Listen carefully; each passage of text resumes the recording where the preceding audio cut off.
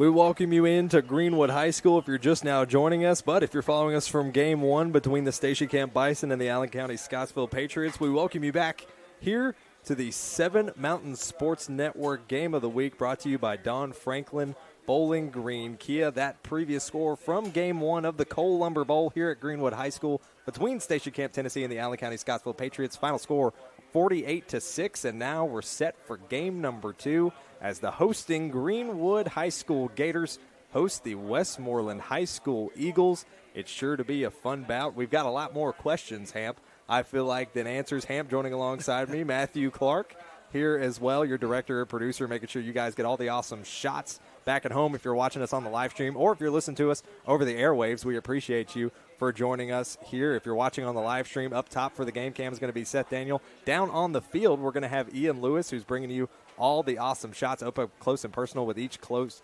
coaching staff. I'll get it out here in a minute, Ham. We're working on getting things together. The sun is setting on a beautiful night here in Bowling Green. What better weather, what better day, what better setting could you have for the opening day of high school football here in the Commonwealth? Man, an absolutely gorgeous one. This one is perfect. You got the sunset going over here from where we're sitting at. It's absolutely beautiful. You got a light breeze. It smells like football. And I'm so excited. It smells like fall. The leaves are starting to fall off the trees already, man. I was walking around WKU's campus today. The leaves were turning yellow. It seemed like just yesterday they were all green.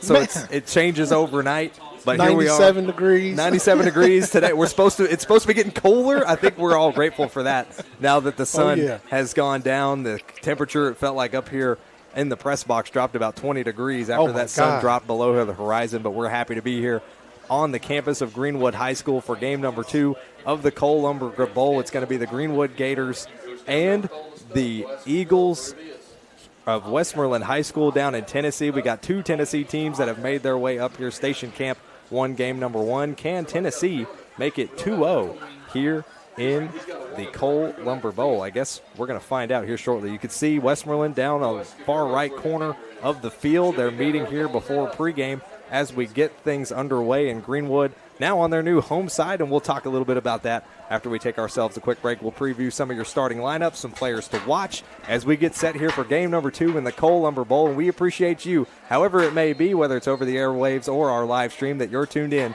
to the Don Franklin Bowling Green Kia Game of the Week here on the Seven Mountain Sports Network. When you bundle home and auto, life can be easier. You choose coverage that makes sense for you, at a price that's right for you, and a local State Farm agent who's there for you.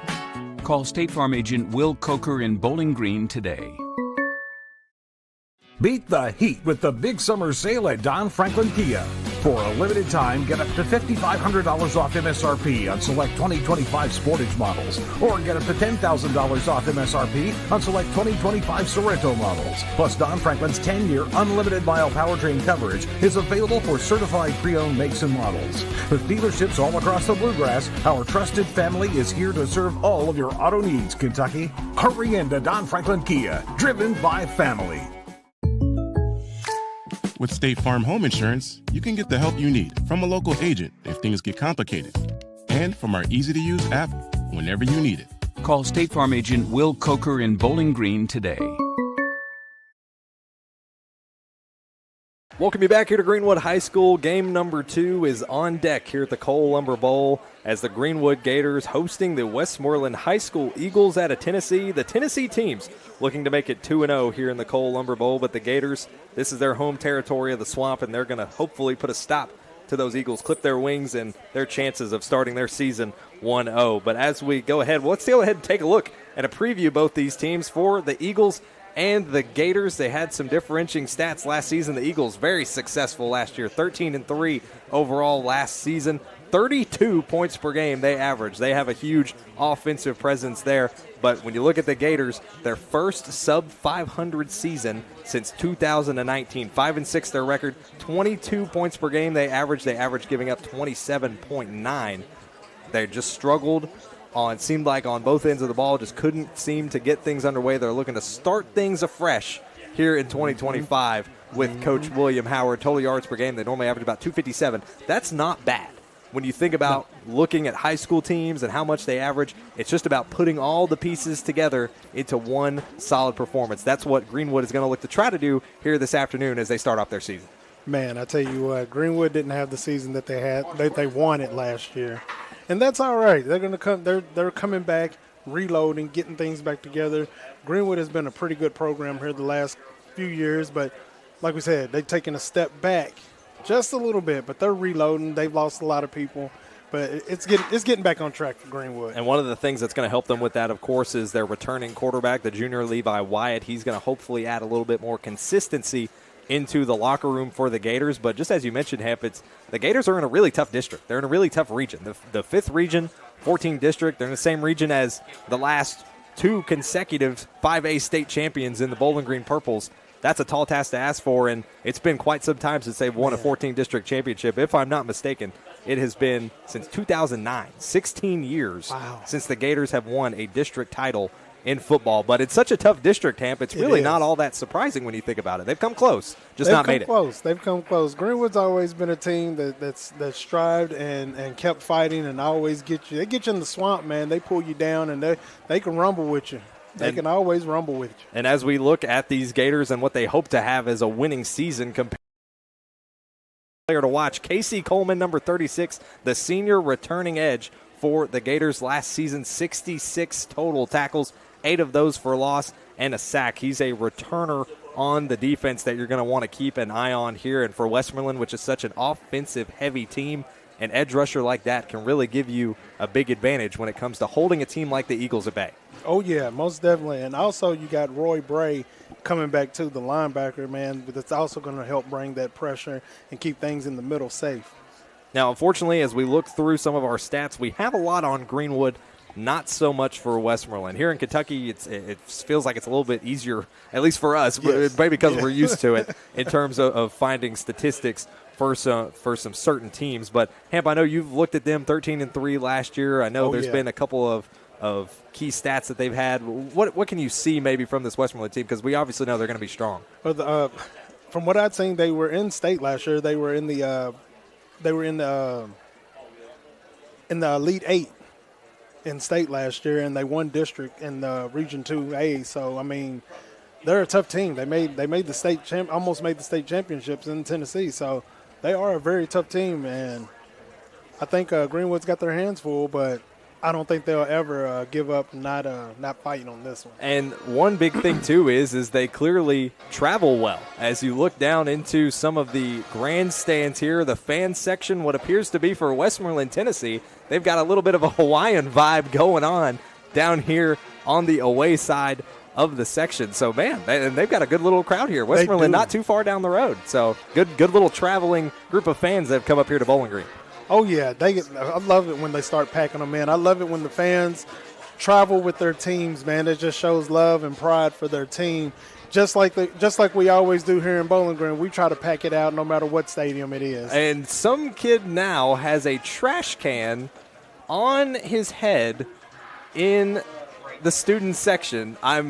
It's kind of hilarious. He just took it off, but that's a look that we'd honestly he was hope Oscar to get. The Grouch right then is what he was. And now you look across, you can see the Greenwood section. It's continuing to fill in. We've still got some time before this game gets underway, but the home Gators are here for it, and they got the 6-7 on the poster. I don't know if you know about that, Hamp. Do you know about the 6-7? No. I feel like we may need a whole other broadcast to explain the 6-7 joke. I need to find out what that 6-7 is. Listen, we got the kids watching at home. I'm sure they may get a kick out of it. But as we look, let's go ahead. As we see the Greenwood student section and we jump back out to the field, let's take a look at that as Greenwood starting offense. For the offense on the line, we've got number 62 at left tackle, Blaine Haynes. At guard, number 71, Lakin Beckhader, I believe I said that right. Didn't want to butcher his name. At center, Jackson Haynes. He returns from last year as a sophomore. He's going to be in that starting center spot. At right guard, number 64, Parker Lasley. At right tackle, number 67, Ben Warwick. At tight end, number 16, Griffin Howard. At the slot receiver, number 10, Will Crutcher. And then they run a 3-back system. Number 19, Beck Smith. Number 44, Davis Cheney. And number 1, Nathan Self. And like we mentioned, that returning quarterback, number 17, Levi Wyatt. Now for your starting Greenwood defense, our player to watch, that edge rusher, number 36, Casey Coleman, the returning senior, one of the leading defenders. You're going to want to keep an eye on him. And along the line, number 38, Karen Tidwell, number 52, Grant Turner, number 53, Bryson Boggs, and then in those linebacker spots, number 2, Stuart Scott, number 27, Roy Bray, number 56, Cooper Hines, and at DB, these are going to be the guys to hold down that pass game. Number 3, Treston Bailey Thomas, number 4, Ryder Lambert, number 12, Ladarius Porter, and number 28, Alex Hagan, the senior, rounds out your starting lineup and your starting defense for the home Greenwood Gators here this afternoon for game number 2 of the Cole Lumber Bowl. Hamp, we're about to get underway. We already saw a little bit of a thriller, a big offensive and defensive performance from the Station Camp Bison. Now Westmoreland have a good opportunity here to make it a clean Tennessee sweep here in the Cole Lumber Bowl, which I could see you wincing. That's not necessarily a sound you want to hear. Yeah, you know I hate it. I love the home team. Everybody that knows me knows that I'm a Bowling Green Purple, but when we're not playing anybody else in our city, in our town, I root for all of us, and I root for all of our surrounding counties and all our surrounding teams, because I feel like we should support one another, man. And so I don't want us to be swept. I want Greenwood to go out here and just play Greenwood football. And as we near time for the opening kickoff, first we have to get to opening ceremonies and the coin toss here shortly. All players and captains for either team are on opposite sidelines for these squads. Greenwood is now, like we mentioned earlier, they're going to be on the far side of the field. We are actually now on the away press box. If you're familiar with Greenwood High School at all, they've had some renovations come over the last year. They've got a brand new athletic facility you can see just beyond the grandstands there in that wide shot Seth Daniels given us. And you see that new press box over there on that side. The band is performing here for the Gators. And the the student section as well has, again, continued to fill in. They just continue to grow. And you've got some kids out there with plenty of energy out there. They've got wood spelled across their chests, I believe. What in the world? They might be filling that Greenwood. It's Greenwood. There we go. This is the energy we've missed. This is what we've missed. All summer, all spring. This is the energy that you hope to capture, that you hope to be a part of when football season rolls around. And now the captain's heading towards the center field line on the 50 as we'll get the coin toss underway. Captains for all the teams heading out to that big G logo. Used to be a Gator eye back then, as we get a great shot here from Ian Lewis, who's going to give you the shot of the coin toss with the captains out on the field. Your captains tonight for Westmoreland's number 38, Logan Burns, number 58, Carson Borders, and number 9, Xander Hoge, who should be your starting quarterback this afternoon for the Eagles. Man, must I say again, man, you can't get shots like this anywhere else, y'all. Your coin toss is underway. Your lead official here this afternoon showing them each side of the coin so they get to pick. Greenwood will still be exiting, at least over here from the away side. They have a nice tradition they have for home games here.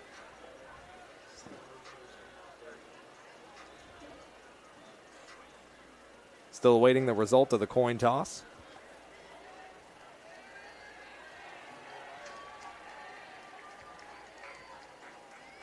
And we will find that out here shortly as we get prepped for kickoff.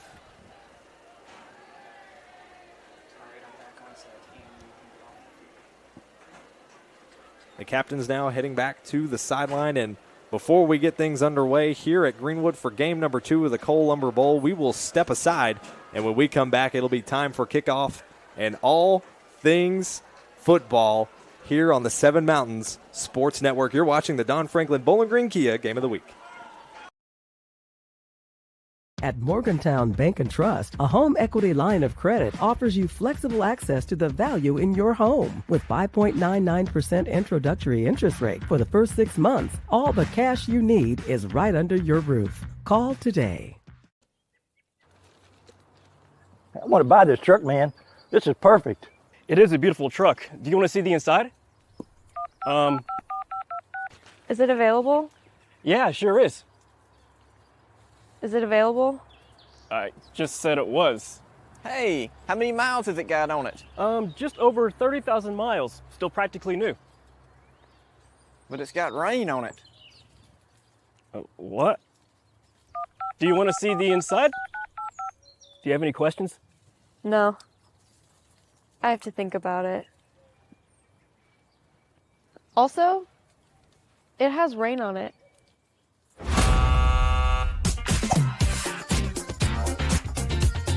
Selling your car shouldn't be a pain. Bring your vehicle out to Toyota Bowling Green and we'll make sure you get taken care of.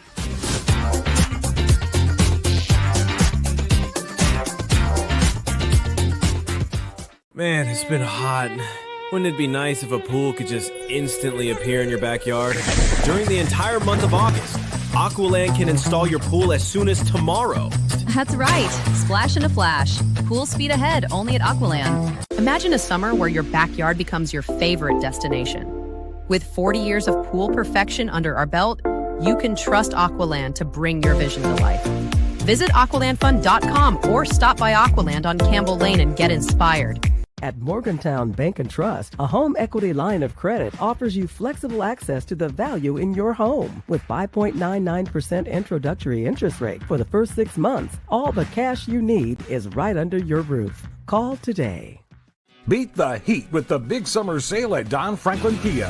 For a limited time, get up to $5,500 off MSRP on select 2025 Sportage models, or get up to $10,000 off MSRP on select 2025 Sorrento models. Plus, Don Franklin's 10-year unlimited mile powertrain coverage is available for certified pre-owned makes and models. With dealerships all across the Bluegrass, our trusted family is here to serve all of your auto needs, Kentucky. Hurry into Don Franklin Kia, driven by family.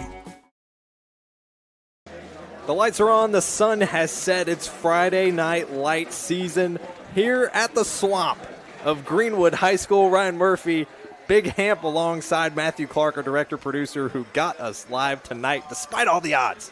We beat the odds.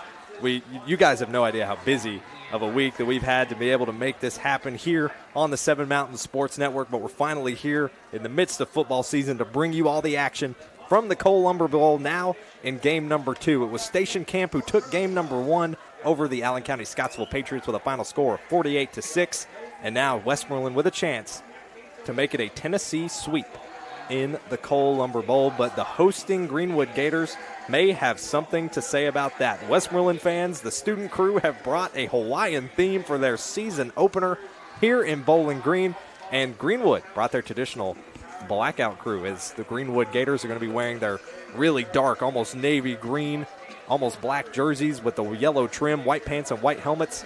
And your Westmoreland Eagles are going to be wearing their all-white unis with red helmets down the middle, red numbers along the jerseys. Greenwood will be receiving.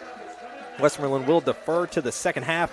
It's time to get things underway when the lights shine the brightest here in the swamp. High school football. It's back. Game number 2 of the Cole Lumber Bowl. We're so glad to have you here along for the ride. Westmoreland sending it off to Greenwood. Back to receive for the Gators is Nathan Self and Cameron Upchurch. Westmoreland, the student section, as we get this awkward pause. Yeah, fixing it. There is an issue with the clock system, so we were building up all the intensity of the moment and fall short due to a technical problem. So the scoreboard out to the left side of the field, you can see it's got 15 minutes on the clock. It should say 12. And as we get that adjusted, we have that fixed now. Some updated scores around the region. There's a final score out of Glasgow, 49-0. They win over Clay County, Tennessee. That game is at Barron County. But now things are ready. It's time. Westmoreland sends it back the other way. Self set to receive. Treston Bailey Thomas is going to pick it up for the Gators as he heads back the other way. Here he is, cutting up the right side, breaks a couple tackles, makes his way up to the 34-yard line before he's brought down. The hype is real on the Gators side of the field. Oh, I love watching that right there. That was a great run by man number 3 there. Tristan Bailey Thomas, man. You see him heading back to the sideline. full of hype. This Gators team is ready to go. You cannot beat your home opener, week 1 of high school football season. As now we see the Greenwood offense out on the field for the very first time this year. Levi Wyatt under command at quarterback. Under command. First quarter has begun. Movement in the backfield. It's going to be a run play. They're going to run it up the middle. Here he goes. That's Nathan Self. Gets a good gain. Nearly gets the first down, but comes up just short. Big gain of 6. Make it second down. This is how the Gators got all their yards last year, on the ground, man. And they're doing the same thing right here, right now. They're just pounding it.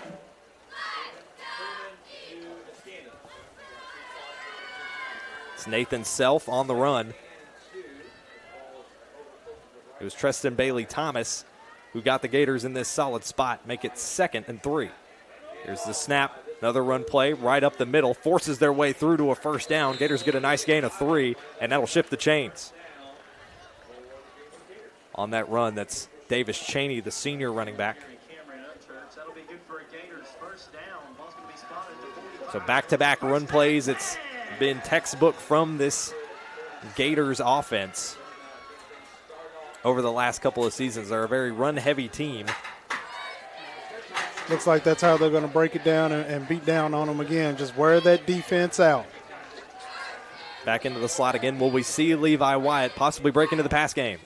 You got Nathan Self along up to his left. They run a 3-back system to give themselves plenty of options to play action. Here's Wyatt breaking down the pass. Throws it over the top. He has a man in the flat. Can't complete the pass intended for Griffin Howard. That one just overthrown for an incomplete. He tried to get it to where the receiver was the only one to get it, but he just got it out there just a bit too far. You can see Xander Hodge out there, the junior DB out wide, who managed to break up that pass that was intended for Griffin Howard. Great shots from the sideline, courtesy of our man Ian Lewis. Seth Daniel up on top of the press box, giving you the full action from the game here in our first ever Don Franklin Bowling Green Kia Game of the Week on the 7 Mountain Sports Network. We're so glad to have you along for the ride here in game number 2 of the Cole Lumber Bowl. Here's a handoff to Self. Runs up the middle, finds plenty of space. He puts on the Jets, inside the 20, inside the 10, all the way gone. No question about it. It's an Edmonton State Bank touchdown. There it is. There it is right there. Run-heavy team, run. Did not go away from it like some people do. Get the score every time. 45-yard run to the house for Nathan Self. Let's take a look back at this Toyota Bowling Green replay. Great shot here from Ian Lewis on the sideline. Look at the turbo jets activated for Self. He is gone. Gators strike first. The Eagles will now have to find a chance to fly. For the first extra point attempt on the way for the Gators. Trying to make it 7-0. That one is up. And no question about that one, it is good. It's a 7-0 lead for the Gators as they start off strong. 10.5 minutes left in this first quarter, and the Gators are already on the board. We'll step aside and be back and see what this Westmoreland Eagles team's made of right here on the Don Franklin Bowling Green Kia Game of the Week on the 7 Mountain Sports Network. When you bundle home and auto, life can be easier. You choose coverage that makes sense for you, at a price that's right for you, and a local State Farm agent who's there for you. Call State Farm agent Will Coker in Bowling Green today. With State Farm Home Insurance, you can get the help you need from a local agent if things get complicated, and from our easy-to-use app whenever you need it. Call State Farm agent Will Coker in Bowling Green today. We welcome you back to Greenwood High School. A little bit of shuffling and bustling on the sideline there for Ian Lewis. You see as we come back, he got you that great shot of the touchdown by Nathan Self. He ran it all the way to the house, a 45-yard run. He would not be contained. The turbojets were melting. He was running so fast. I think I saw the turf come up behind him. Man, no joke at all. As soon as he seen that hole, as soon as he seen that empty space in the back, in the defensive back, gone. Well, for the first time, we'll get a chance to see the Westmoreland offense take hold, a team that last season went 13-3 down in Tennessee.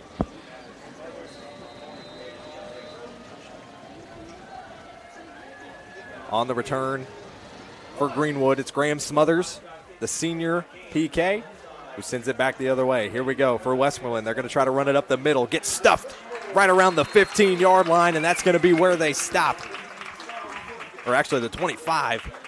So Westmoreland will start this drive now, their first of the game, at around the 26. But let's take a look back at that huge run play from Nathan Self, brought to you by Toyota Bowling Green.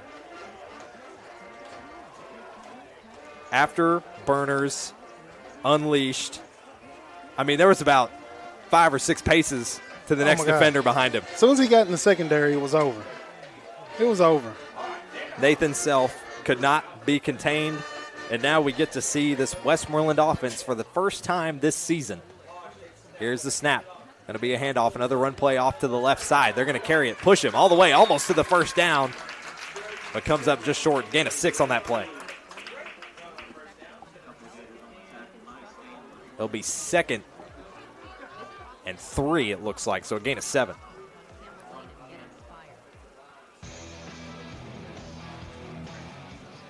That's Grant Lilly, the senior running back on the play. The Westmoreland team standing back, waiting to get Xander Hodge back out onto the field, possibly getting a play call from their offensive coordinator. It does, as they quickly head up to the line of scrimmage. It'll be 2nd and 3.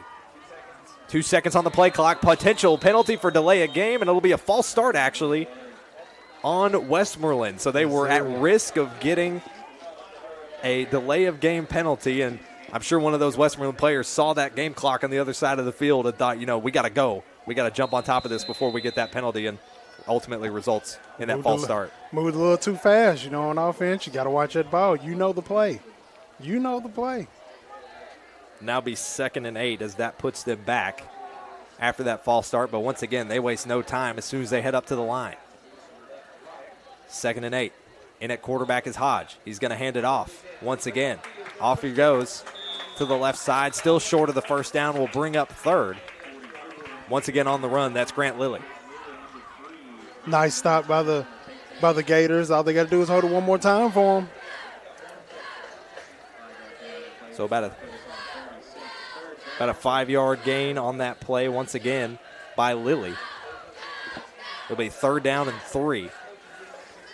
With 8:45 left in this first quarter. Seems like this clock's already rolling, but the Gators already off to a 7-0 lead. They did not wait on a chance to strike with Nathan Self. See their back system moving. Now they shift to the right. They got one slot receiver out to the left. Here's the handoff. Lilly again. He's going to head to his right now, but meets a face full of Ryder Lambert, who ultimately leads him down, but not before they'll move the chains for the first down. Yeah, he put that head down, and he bulldozed his way on through that one. That first down, courtesy of the Blowout Co. The Blowout Co., your destination for all things homecoming.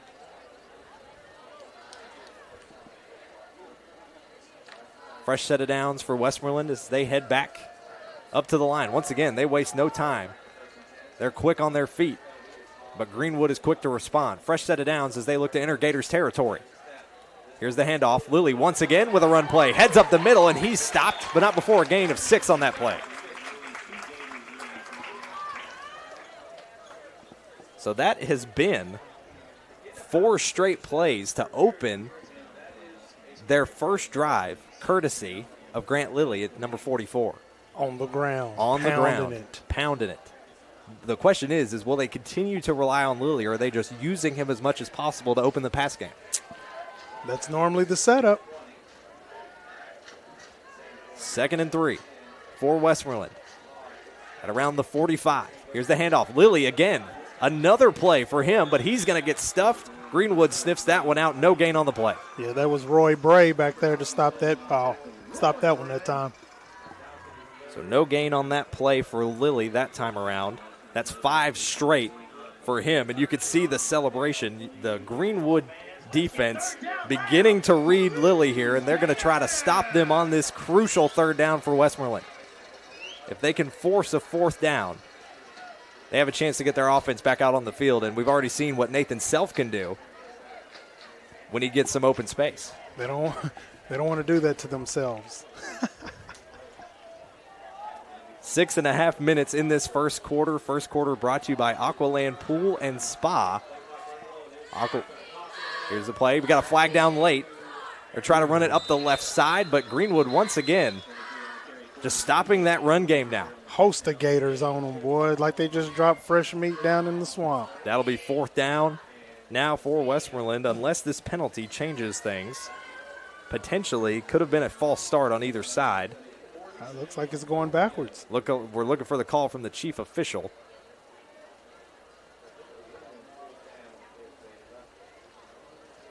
Still some questions as to what the call may be. Oh, no flag. No flag. So they're going to rescind the flag that they threw here on the near side of the field and will resume play. So that will now bring up 4th down, and it looks to me, well, for a moment, it looked like Westmoreland might go for it, but now I think they're going to bring out that punt team.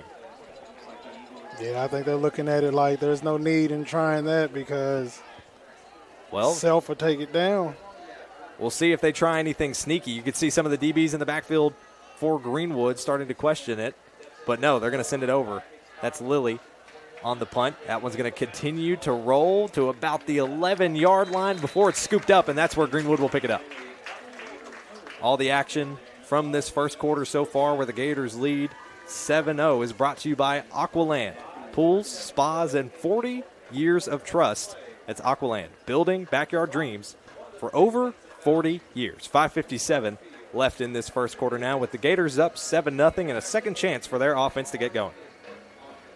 Oh, yeah, they're looking good, man. The offense is looking good. The defense is looking good. They're starting off very, very well right now.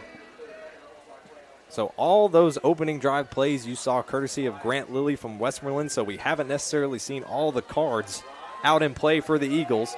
But here's the opening snap. For the Gators on this drive, it's going to be Nathan Self for a gain of 1. So Self, again, you're starting to see a bit of a rhythm on both teams, a key runner on both sides that they're trying to rely on to make some big plays down low early. Oh, yeah. Beat up on the defense a little bit is what you do. Make them tired. Work them down. 5.5 minutes now left in this first quarter. That's Levi Wyatt in at quarterback. We'll see if he decides to sling it. But no, he's going to hand it off. On the run, up to the right side, stuffed by Westmoreland. Short gain of about 5 yards on that play will bring up 3rd down.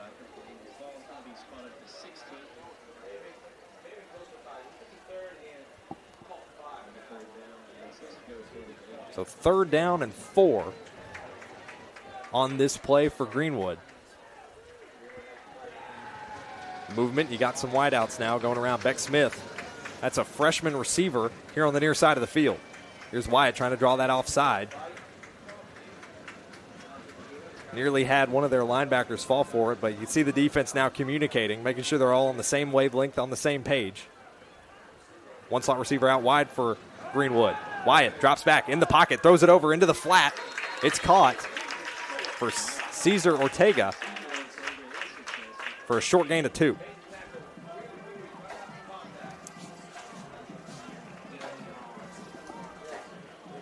Fourth down, what are we doing? 4th down, it looks like they are going to bring out the special teams unit. 4th and 1. But it almost feels like a play you would go for, I feel like, in a situation but I think like this. Well, being that they are on the 20, the 18, yeah, that's a little too close to the to the end zone there. This is the best decision right here is to go on ahead and punt it on off. They'll look to try to get this one as far back as possible. And back to receive for Westmoreland is number 23, Aaron Freeman. This one's going to get past the 50. A nice bounce makes it continue to roll past the 30, past the 25. It continues to roll and gets all the way to the 19, and that is where Westmoreland will pick up their second offensive drive of the afternoon. Good end-over-end punt right there. Let it roll, let it roll, let it roll. So we saw a short drive there again from Greenwood. Westmoreland gave all of their opening offensive plays in their first drive to senior Grant Lilly, the running back. His biggest run was of 7 yards.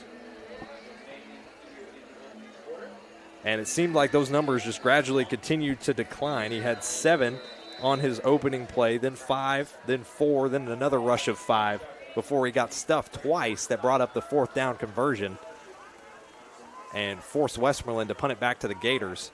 But now they've got it back in their hands. Here's Hodge. He's going to run off to his left side. Sprints back up the middle to his right. Gets brought down after a short gain. They'll bring up 2nd down.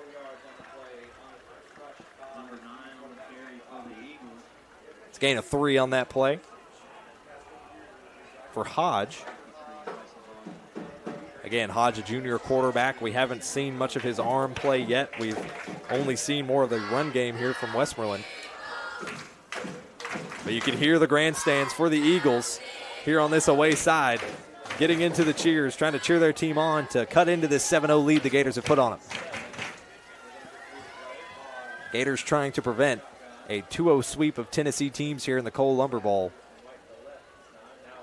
Lots of movement here by the backs. Hodge, he's going to keep it, but the Gators defense sniffs it out. But Hodge, he's got some space to run down the sideline. He's got space, gets pushed out of line, but not after he's going to get past the 1st down marker. They're going to move the chains. He got very lucky there because Casey Coleman was on the hunt, and he almost got him. We talked about Casey Coleman going into this game, and of course he would be the first one to sniff out a play like that, but just could not keep up as you look back at this Toyota Bowling Green replay. Good thing we had the speedy Tristan Bailey there, and Tristan Bailey Thomas. Even faked out our cameraman, Evan Lewis, down there on the sideline with that trick play, but a great look nonetheless from your Toyota Bowling Green replay cam. Back down with a fresh new set of downs at 1st down, brought to you by the Blowout Co. Here's a handoff to Hodge. You're going to see him throw it off a screen, but cannot complete the pass. That play right there is very well defended, very well defended. That play wouldn't have went nowhere even if he had caught it. Great job by the Gator defense right now. Hodge had a quick blink and you'll miss it moment. He had to get that ball out fast or he was going to be under pressure from a player like Casey Coleman. And unfortunately just overthrew it. That was intended for Aaron Freeman, the junior, who could have had some space to run down the near side line. But now it'll bring up 2nd and 10 off the incomplete. 2:13 left in this first quarter. They're going to fire out of the shotgun. Hand it off. Here goes Freeman. He's going to head up the left side, but the Gators again sniff it out quickly. Casey Coleman a part of that bunch as they bring him down quick. Stuart Scott on the takedown there for the Gators. That's 3 for Stuart Scott. They got a gain of 1 on that play. Brings up 3rd and 9. Let's get 3rd down line for these Gators. Again, you haven't seen a whole lot of pass game, actually none at all so far, except for that one incomplete thrown by Hodge. The question is, when will they decide to try to open up the offense? Well, Westmoreland might start it off first because with Greenwood, if it's not broke, don't fix it. 3rd and 9 for the Eagles. Here it goes now. 90 seconds. That one's tipped out of the way. Miscommunication there by the backs and potentially fumble recovered by the Gators, and it is. The Gators recover the football deep in Eagles territory, and you can see what it means to the Gators. And it looked like Roy Bray picked that up. The Gators side erupts in cheers. The student section is filled with energy as you see the Gators come away with a crucial fumble recovery and a chance to extend their lead with 1:19 left in this first quarter. Take a look at this Toyota Bowling Green replay off this recovery. So you can see it here off the miscommunication off the snap. Bounces off of Hodges' hand, and just in the scuffle, they managed to get on top of the football. So great effort there by the Gators as the Westmoreland defense struggling to catch up. Here's a trick play from the Gators. Wide open in the end zone, nearly caught by Self, but it's just overthrown. Wow. Will Crutcher got it handed off to him by Levi Wyatt and threw that touchdown pass just a little bit too deep, but Nathan Self just about had him 2 touchdowns in this first quarter. Ooh, man, I tell you what, he is a speedster. If he would have just laid off of it just a little bit, touchdown Gators. Nathan Self, you could see him motioning to himself saying, that's on me.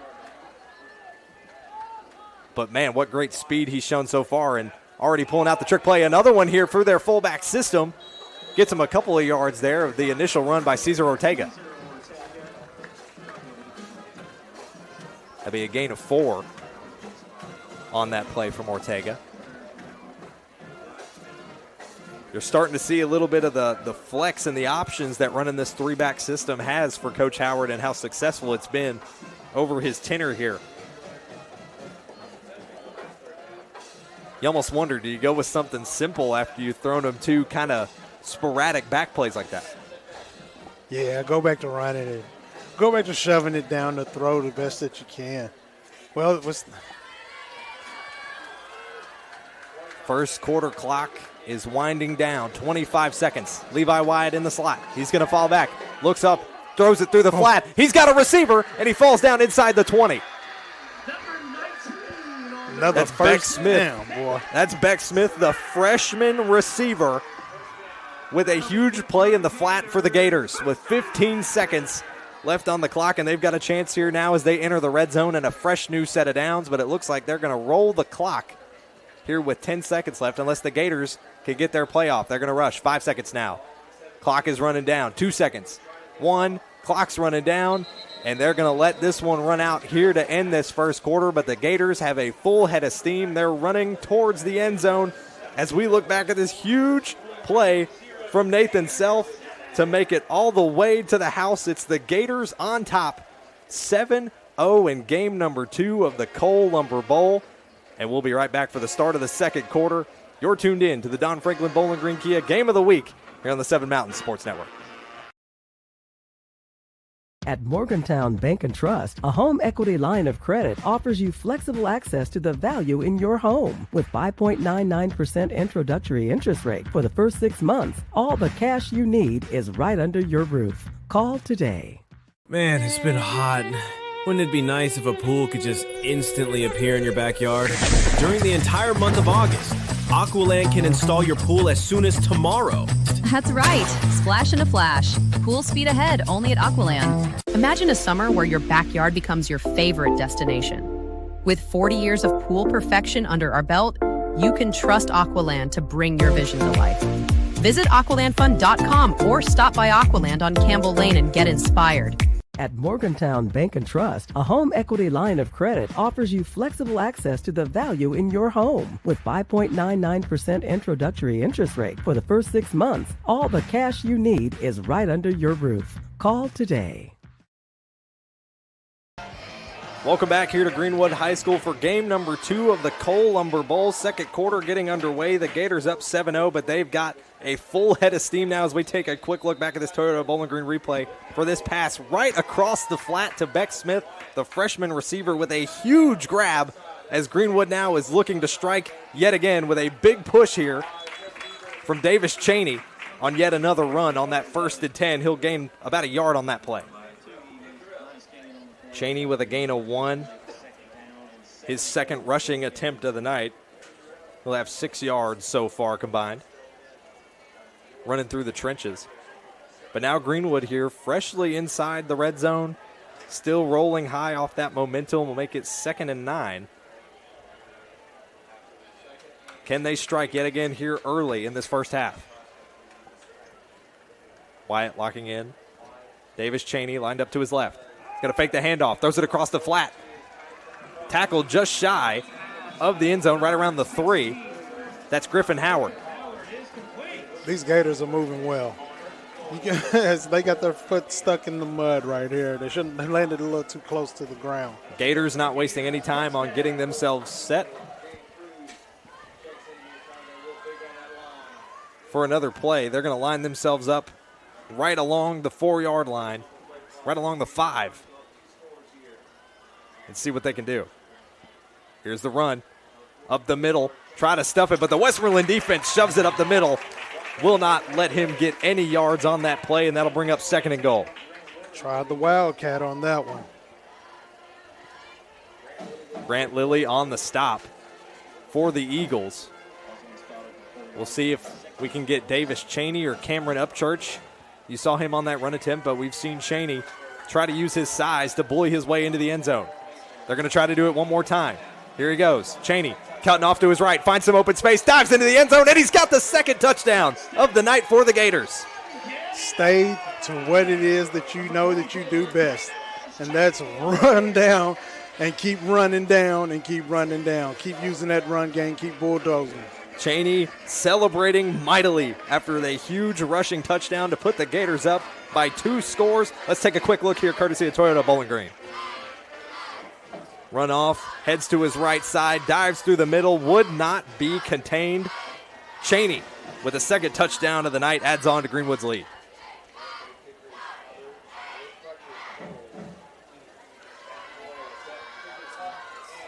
Oh, off the pole. And that one marks off the pole, incomplete for the extra point.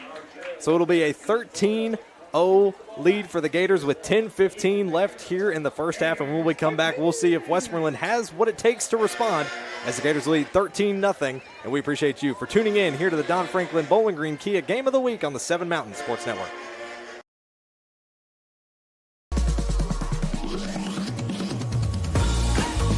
You don't just work here. You show up and you grow. And to serve your customers well.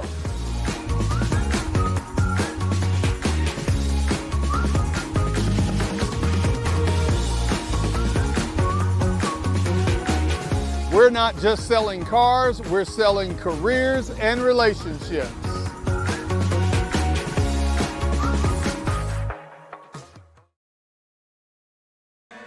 It's all Gators here in the Swamp, and what better way for them to start their season, at least thus far, through a quarter and some change so far. 10:15 left in this first half. The Gators lead 13-0 over the Westmoreland Eagles out of Tennessee. Greenwood hoping to split the series here in the Cole Lumber Bowl 1-1 between Tennessee and Kentucky teams. We'll see if they can get it done through the remainder of this game, but it's been 2 touchdown scores so far for the Gators. One courtesy of Davis Cheney and the other of Nathan Self with a huge 45-yard touchdown, but we just saw it before we went to break there, a 5-yard rushing touchdown for Davis Cheney. As we start this second quarter, brought to you by Morgantown Bank and Trust, and those 2 touchdowns from the Gators courtesy of Edmonton State Bank. The Gators set to return this one to the Westmoreland Eagles, and we'll get a second look at their offense here. As the Eagles, as we've seen through their opening drives, this will be their 3rd drive of the afternoon. That first drive, it was all number 44, Grant Lilly, the senior running back, but tried to spread it out and spread the rock a little bit more in their second drive, but came up just a little bit short. And they'll look to try to improve on that and incorporate some more of the pass game as it's brought in by Dylan Gann. And Gann finds space down the right side. Tries to get brought out. He's brought down by the kicker. By Graham Smothers, who got the defensive tackle. And that is why your kicker stays so far in the backfield so we could stop a play like that. What a great play from Graham Smothers. Great save by Graham. You can watch it here on the Toyota Bowling Green replay. Watch it again. Finds plenty of space down that right field line. Fakes himself to the inside, but Smothers would not let him go. Textbook tackle locks him up. We have a man down. We got one down on the field on the far side. And it's going to be Dylan Gann, the one you saw on that punt return. He is right over in front of the Greenwood line as Westmoreland players will head back to their respective sidelines. Everyone now currently taking a knee. Greenwood players are going to head back to their sideline as well. We can only hope it's nothing worse than a cramp. We saw some situations like that in game number 1 of the Cole Lumber Bowl. You never want to see situations like this ever, but especially this early in a season for a player like Dylan Gann, a young player, just a sophomore running back, but has shown his effort here. He's already had 2 great returns so far here this afternoon. It looks like they're taking a look at his ankle. Can't quite tell from which leg here up in our press box. He's on the opposite side of the field.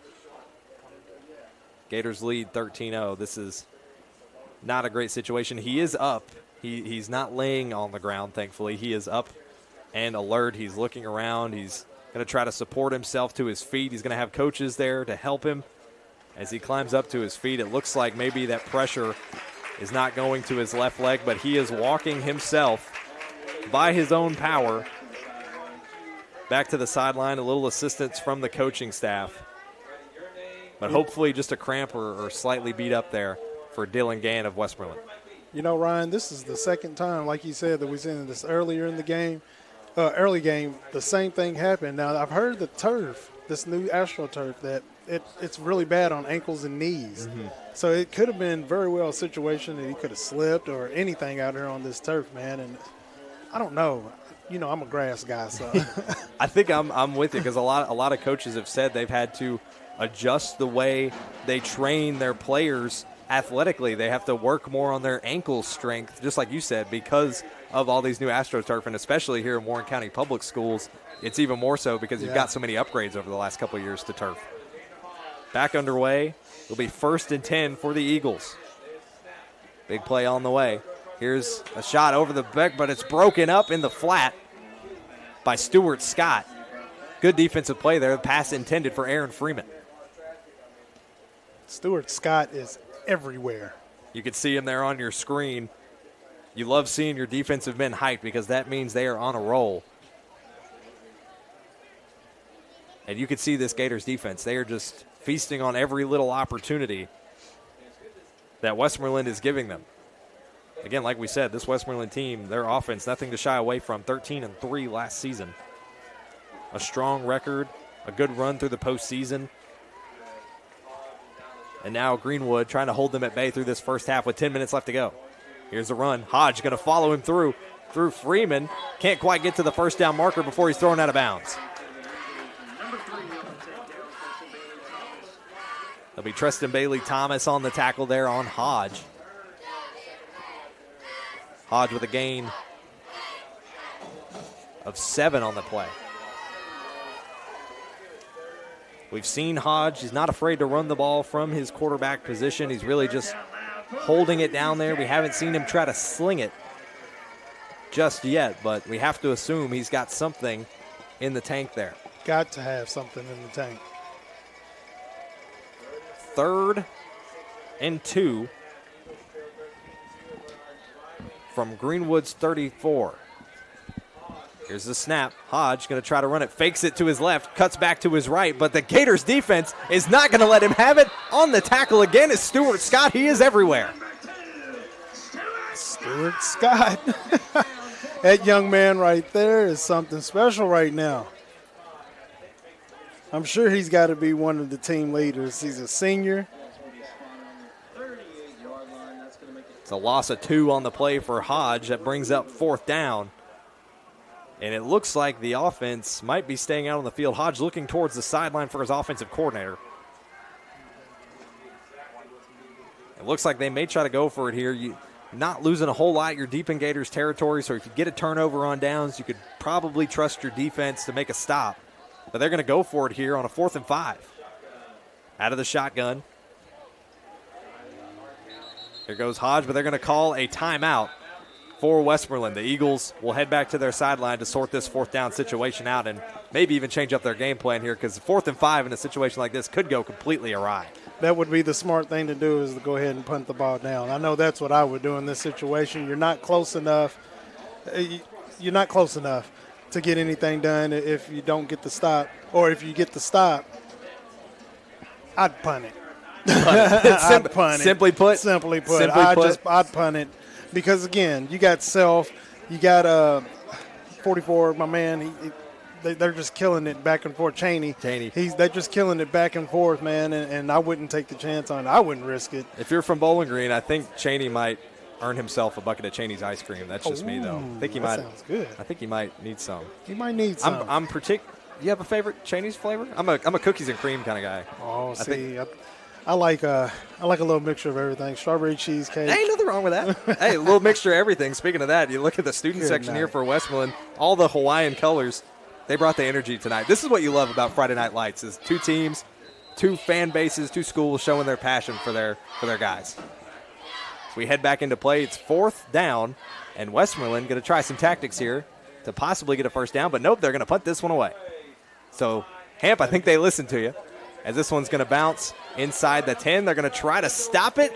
They stop it at the 1. Right at the 1-yard line, the Eagles stop the football from the punt, and the Gators are going to have to start deep in the swamp. Deep in the swamp. That to me, that was the smartest choice, because if they would have lost it, Their smart choice. I think they heard you from up here, Hamp, because evidently they made the right call. Some other scores from around the region. Daviess County and Russellville just rounded up their contest. Daviess County won that one 45-6, a very commanding win for Daviess County. And then at the half between Monroe County and Warren Central, shout out to my home Falcons, 36-8 over the Dragons. I think we got better wings than the Dragons right now. A little biased. Got to shout out the alma mater. You have to be. There's nothing wrong with that. Here's the Gators from their own 1. They're forcing their way out of this one. They get to about the 7, so a gain of 5. Bring up second down.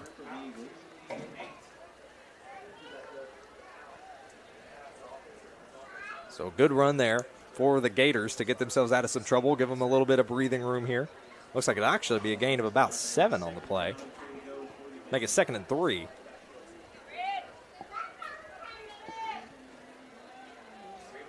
So they're going to run it back again. Cheney lined up alongside Levi Wyatt. We haven't seen him really sling it out wide yet. He had a good 17-yard pass to the freshman. We're going to see if they do it here. Fakes the play, runs up the middle. Tackled right along the line, so no gain on that play. We'll bring up 3rd down. I tell you, I got tricked. I thought Self had the ball. I think you and I both did. I think our eyes both went the same direction. Sometimes it's hard to see from up here. That's why we say we need binoculars sometimes. Oh, yeah. Attached to the face. But this is why we give you guys all these great cameras. Ian Lewis, you're seeing his camera right now down there on the sidelines, bringing you all the awesome shots from down low. It gives us an even better perspective of how these offense and defenses form together. But we're going to run with a 3rd and 1 on this play. So a short gain off of that. Levi Wyatt lined up alongside. He's going to head out to his left. He's going to carry it himself. Jukes the tackle. Gets tackled, I think, just shy of the 1st down, or he just barely got it. I think he's going to come up. He's either a tad short or he's right on it. It's going to be 4th and inches. Ooh. Do you go for it on inches this close, backed up into your end zone? Well, it looks like they may be bringing out the punting unit to send this one out. So I think same thing like you said. This might be the smart choice. Technically still early in this game. 7.5 minutes left in the first half. You're up 13-0. Hey, don't take any risks. None. The second quarter action brought to you by Morgantown Bank and Trust. As the Gators look to port this one away on 4th down. That one's going to be rainbow shotted up. It's going to land at about the 30. It's going to continue to bounce to the 38, 39, 40 before it rolls out of bounds. So unfortunately for the Gators, the Eagles will start this offensive drive in Gators territory. You can get you a stop right here, though. It's not bad. It's not bad. That kick wasn't as great as we seen him do tonight, but they can make something happen right here. They can get a stop here. We've already seen 2 Edmonton State Bank touchdowns here this afternoon as we get a fresh set of downs for the Eagles. The Eagles have yet to score in this contest, but they'll have a good starting spot as they'll pick up the football on 1st and 10 from the Gators 40. 7:20 left in the first half. Here's Hodge. Dropping back, looking across the side, slings it off to the right side into double coverage, and it's swatted out of the air. That pass is incomplete. Nearly picked off by Ladarius Porter. Ladarius was a little upset because he had that one. Oh, man. It's the ones that come up just shy that you wish you had just one more try at. And it was right there for him. He just couldn't hold on to it. That's why he's not a wide receiver. 2nd and 10 for Westmoreland as they'll head back to the line off that incomplete pass. No harm, no foul. Just make it 2nd down. 7:14 left in this first half. Here's Hodge off the snap. Movement in the back. They're going to hand it off. Here it goes. Up the middle. Plenty of space on the trick play. Makes the 1st down before he's knocked out of bounds. That's 23, Aaron Freeman on the run. That was a nice option. That was a nice option right there. Luckily, Tristan Bailey-Thomas was right there to knock him out of bounds and not let that go any further. We've said Tristan Bailey-Thomas's name quite a bit here, but there's going to be a timeout called by the Gators as we take a look back on this play from the Toyota Bowling Green replay. Knocked out of bounds. You could see the action there, but even our cameraman got lost, as I think all of us did on that trick play, but a great run there for Aaron Freeman to get the 1st down and then some. Westmoreland going to try to ride this momentum to an eventual score. The music's playing, the lights are on. There's a cool fall breeze in the midst. There's helmets crashing on the field. Football season is back. Fall is nearing ever closer. Man, some would say it's the best time of year. Spring and fall. Spring and fall. Spring and fall. I don't think that's a hot take. Not too. I think that's a cool take. Cool take. Cool take. Just like spring and fall. Yep. That's it. Cool take. I think most people could agree with that. I can understand how some people could be summer folks. I get that. I like summer too. It's just too hot. It is. Too hot in Kentucky. Unless you're on the beach. Yeah, too hot in Kentucky. Yeah, there you go. Too hot in Tennessee. Nashville people understand the heat. 100%. That's why they got Nashville 100%. hot chicken. I love Nashville hot chicken. Oh man. That's its own battle in between. Here's Freeman run up the left side. Flag thrown in the back after a gain of 3 on that play. We'll see how that changes things out. A little bit of aggression between some players there after the play is over. We'll see what this flag is going to be called on. It's going to be a flag on the Eagles, I believe. That's going to give the Gators a 10-yard advantage. And this it's going to be holding on the offense, so that will be on the Eagles, and that'll move them back those 10 yards. That's a big loss there for Westmoreland in what seemed like they were holding a lot of momentum and really carrying it down the field.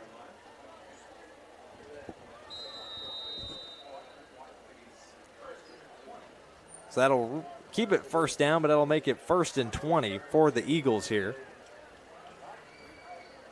As Hodge heads off back to his huddle from the sideline. Line heads into place. Lined up alongside of Hodge is Lilly as they're going to hand it off to Freeman. Freeman again with some space, but the Gators defense sniffs it out. Does not let them get back to that line of scrimmage marker. They get a short gain on that play, but it'll bring up 2nd down. Gators sniffed that one out pretty swiftly. Made a great stop. The defense is on point right now. They're not making too many mistakes at all. It's a gain of 1 on that play. They're going to shift over to the right hash on the far side of the field now as Hodge once again runs back from his sideline. It's something you don't see a whole lot is a quarterback consistently running back and forth from the sideline to talk to his coordinator. You don't necessarily see that a whole lot, but evidently it's a system that works for them. It's a little old school. Here's Hodge. He's got Lilly along to his right side. 2 receivers out to his left on this 2nd and long. He's going to look off to his left to one of those 2. He's going to have to make a break for it. Off to his left side. He'll try to make a break to the outside, but he's brought down by Scott and carried out of bounds.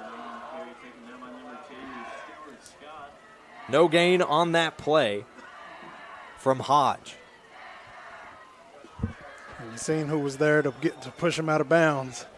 Stuart Scott. Stuart Scott, once again, you see him, number 2 there on the center of your screen. He has been all over the field.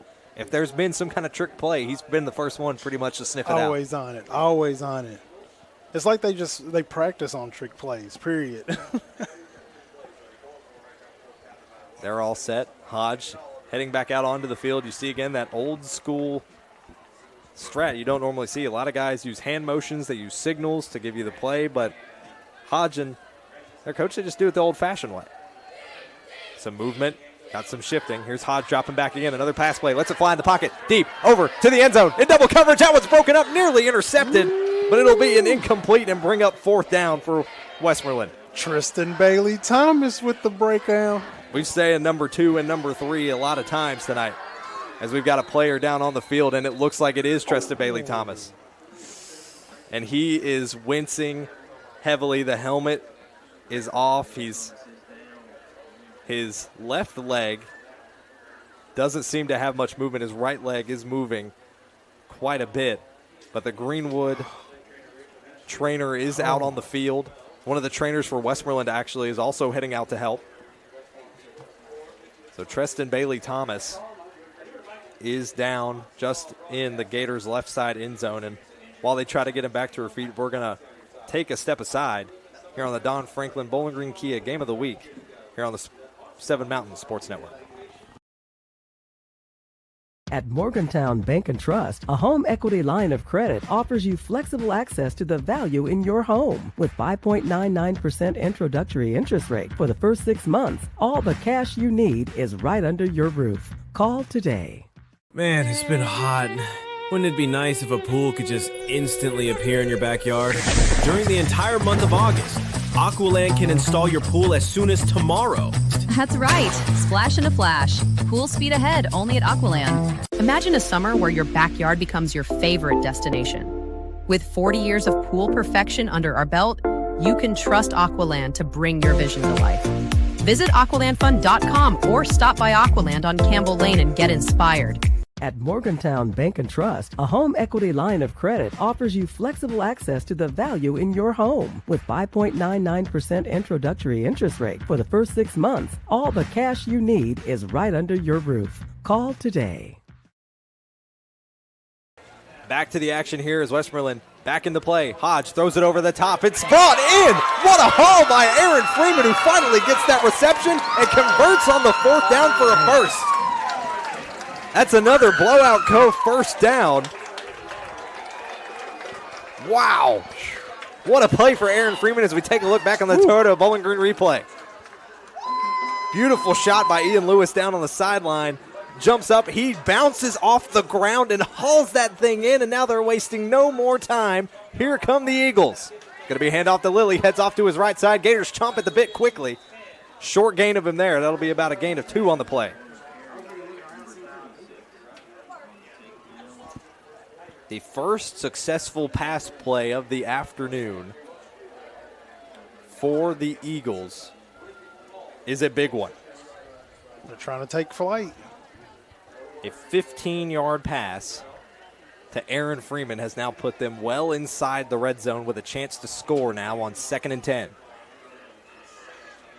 3:50 left here in this first half. The Eagles would love to go into their locker room at the half with this as a one-score ball game. Lilly alongside to the left, back in the shotgun. Here he goes, hands off to Lilly, runs straight up the middle, but the Gators snip it out quick. Short gain on the play. Looks like a gain of 2 on that run by Lilly. Can the Gators defense build a wall here in these last 7 yards of play? 3:15 left until the end of the half. The Eagles are chomping at the bit, eager to get themselves on the board as Hodge heads back to his huddle from the sideline. 3 minutes now left in this first half. Here's the snap. It'll be 3rd down and 7. 7 yards is all the Eagles need to break into the end zone, and they will call a timeout just to play it safe with 2:45 left here in the half. You got timeout, might as well use it. Might as well use it right here at this point in time, too. They're threatening to score. The Gators defenses have been playing really, really tough and haven't made too many mistakes at all. So we take a look back again at this huge catch from Aaron Freeman. Look at how high he jumps off the ground to haul that ball in. He grabbed it by the tips of his fingers in order to bring down that football to convert on the 4th down. A huge play, and the student section is loving it.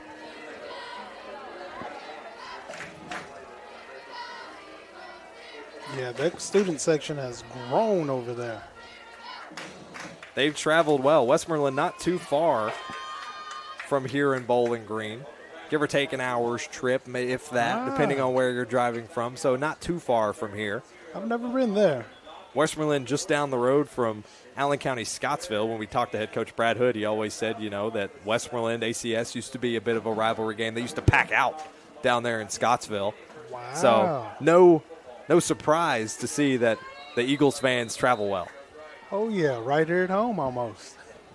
2:45 left in this first half, and now here we go on the 3rd and goal. Opportunity. It's Freeman. Tries to cut back up the middle, but he can't quite make it. Slips on the turf, and is going to fall just short. He gains about a yard on the play. So Freeman has just been all over the field offensively. Whether he's running the football, whether he's pulling a pass in by his fingertips. He continues to make a big impact as the clock runs down. 2:20 left in the half. Looks like that will bring up 4th down, and they may just go for a field goal attempt here. At least get themselves on the board, and it looks like that is what they're going to do. It'll be Braxton Cook. Smart option. Braxton Cook out for the field goal attempt for the Eagles. Can he send this one soaring for the first points on the board of the night for Westmoreland? And he's going to complete it. That one is up and good. A field goal complete and the first points on the board for the Eagles. 2 minutes left. Well, 1 minute and 52 seconds left. It's quite a bit of time. So first points on the board. They finally break through with right at, just like you said, Hamp, 2 minutes left in this half. And at least if you're the Eagles, you can push into that halftime break and say, listen, we got on the board. We were right there.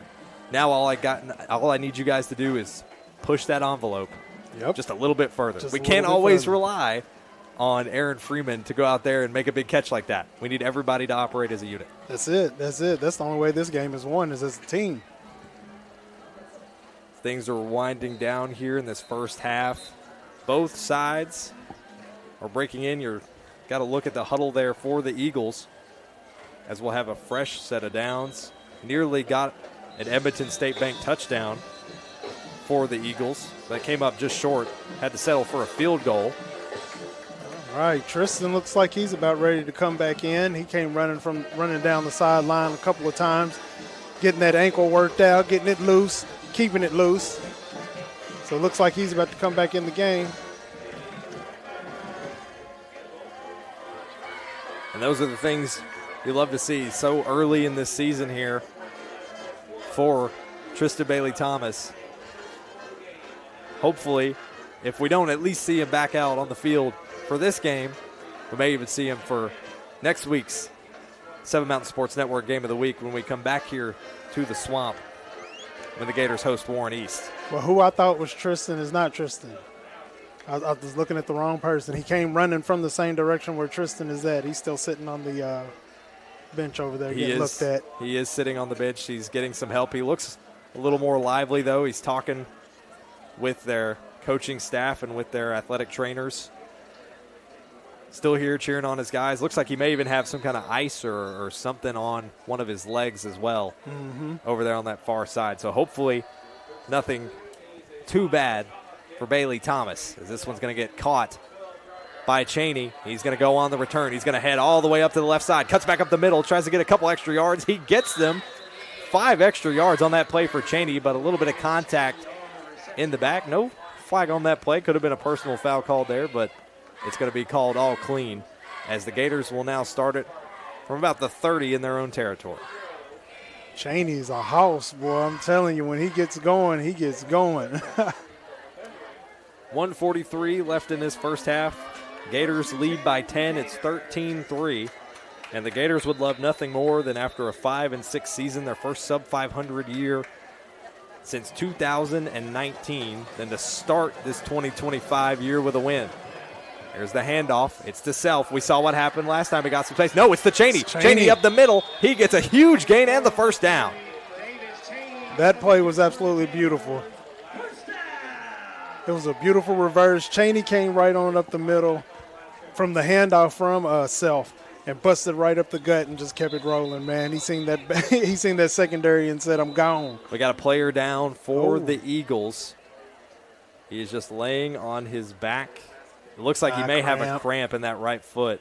What? Again, I don't know if you correct me if I'm wrong. Hamp, you may know more about this. If the turf has any effect on the frequency of cramps, I don't know if that's something that happens. It's lack of water and bananas and oranges. All the potassium. Yeah, all the potassium you can get. Yeah, so he's up and going. He said, all right, don't worry, guys. I'm sorry. Hey, when those cramps hit, though, I mean, they can drop you in a heartbeat. Oh, trust. That was the worst part of as a soccer player when you got Charlie Horse mid-game. That was the worst part. But you can see him there immediately getting hydrated, heading back to the sideline. No doubt that we are going to see, that's number 4, that's Jason Sterlinski. No doubt we'll see him back out there after he gets maybe some Gatorade, some water in his system. Oh, yeah. Heading back out there, it's 1st and 10, another Blowout Cove first down on the way here for the Gators. Here's the run off the way for Ryder. He's going to cut back up the middle, tries to break his way through, but it's brought down, and it looks like the football got out, and Westmoreland recovered. Westmoreland recovered the football on the fumble by Ryder Lambert, and they will now pick it up in Gators territory. Man, just lost it just a little bit. That's all it takes is just that one little hit on it, rolls out. There was enough of them around it to jump right on it. And you can see Hodge there on your screen. He is ready to get things underway as we take a look at your Toyota Bowling Green replay at this steal. Let's watch it here. Off to the left side of your screen. And you can see as the fumbling kind of continues, they come away with it. And it was Hodgen at quarterback who made his own play. He said, hey, listen, I'm not done. He's got a little redemption he needs for that Just last a drive. little bit. He said, I'm going to take that. I'm going to get my offense back out here. We're going to run it back down the field. 13-3, the Gators lead, but Westmoreland might have something to say about that here with 1:19 left in the first half. Here's the snap. They're going to hand it off up the middle. There's the run. Stuffed right about the 42, so no gain on that play. And that was a stop again by Casey Coleman. Looked like Dylan Gann on the run on that play for the Eagles. Hodge heads back to the sideline, getting words from his offensive coordinator. And he'll head back out to his team. He's going to get some confirmation here on the play. About 30 seconds left on the game clock. Plenty of time to talk this one over, but 45 seconds left in the first half as the clock continues to wind down. It's a 13-3 Gators lead. They'd like to go into halftime with more than a one score, but can Westmoreland cut it down? Here's 2nd and 10. They're going to cut it off. Bit of a trick play, running it up the middle, but the Gators once again sniff it out on defense, and they're going to stuff that one. Short gain of 2. Bryson Boggs on that stop.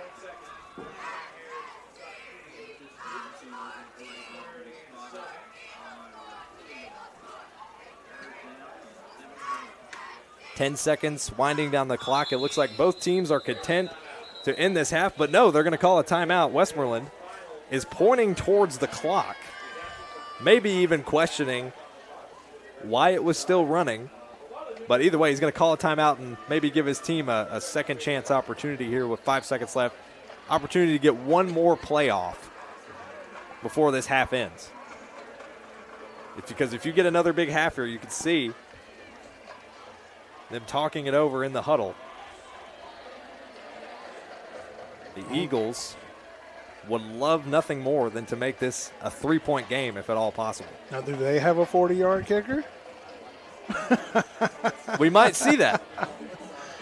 Man. It's about a 50-yarder. That'd be tough. That'd be really tough. Listen, Station Camp, they got a heck of a kicker. Heck of a kicker. I think there's a great opportunity that he could. We know he can make the 45. Definitely can make the 45. He can definitely make the 45. But it looks like they're just going to keep the offense out here.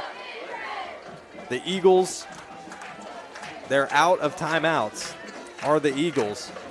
So this 3rd down is all they've got in this first half. Can they make it a 3-point ball game? Potentially, with 5 seconds left on the clock until we get to halftime. 5 seconds is all it takes for a big moment to change the entire game here at the Swamp. And Coach Howard is preaching to his guys right now to not let that happen. They're going to make a change on the clock. They're going to add a couple seconds back. They'll make it 8 as to when the timeout was called. And now we'll see if Westmoreland can strike here in the closing seconds. Movement. Hodgen drops back in motion, lets it fly off the left side. Possibly going to get intercepted, nearly brought in, but a flag thrown on the play. Possible pass interference as the Eagle side erupts and cheers.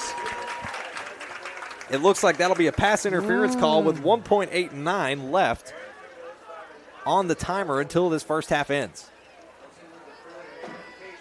Now who's the 28 is got his hands up, Alex Hagan. So it will be a pass interference on the Gators. And we'll see if that brings up the first down for Westmoreland. Either way, they're only going to have about enough time to get off one play. And that will shift them to the first down and move the chains nearing red zone territory. So they'll get to the 25 for this blowout co first down. Again, that first down brought to you by the Blowout Co., your destination for all things homecoming. 1.8 seconds left on the play clock. Westmoreland is limited on the time. You got one shot at it, operating out of the shotgun. 3 receivers out to the right side. Here's the play. Hodgin drops back. He's going to have 3 options. Throws it up the middle to the flat. It's picked off. Picked off at the 5, but the flag's thrown in the backfield. It's going to be a pass interference, it looks like, again on the Gators. And we'll see how that shakes things out. We saw a flag in the midst of that interception being caught. And at least to our appearance, it's going to be a pass interference once again on the Gators. I think it's going to be on Stuart Scott. I see why they would have called that, but also that was like simultaneously he didn't see that his guy was getting the ball. So he was going for the tackle. I could see how. I don't like it though. It's tough. It's a tough call if you're the Gators, but it's exactly what you need if you're the Eagles. Now the conundrum of, I guess they get one final play here before the half. Yeah, going to kick it. And they're going to go for yet another field goal and try to make this a 7-point ball game. One on the way for Cook. Here's the kick. It's up.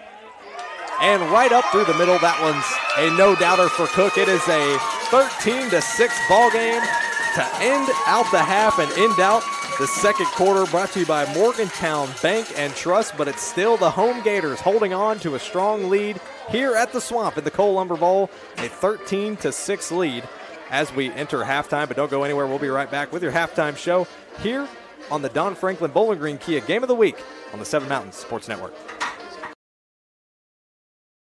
Beat the heat with the big summer sale at Don Franklin Kia.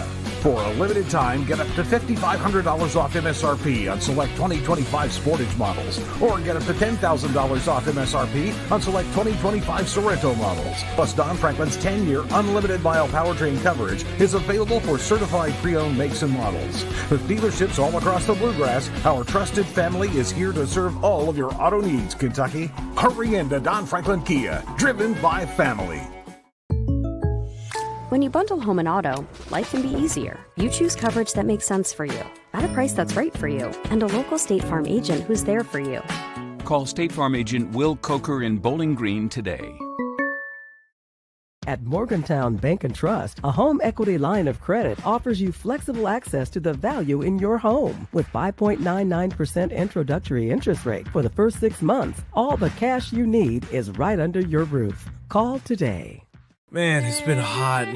Wouldn't it be nice if a pool could just instantly appear in your backyard? During the entire month of August, Aqualand can install your pool as soon as tomorrow.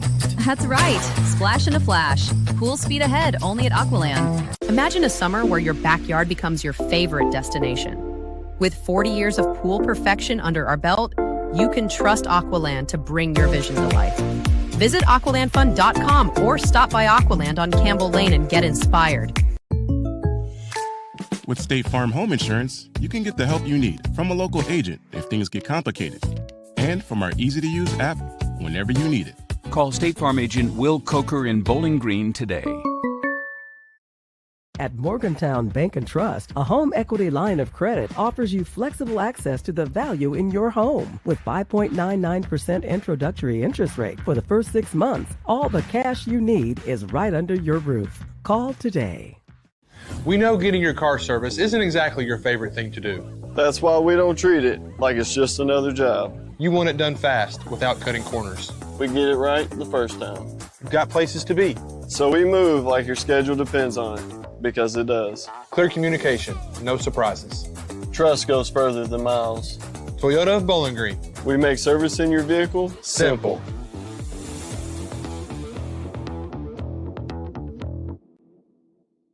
Man, it's been hot. Wouldn't it be nice if a pool could just instantly appear in your backyard?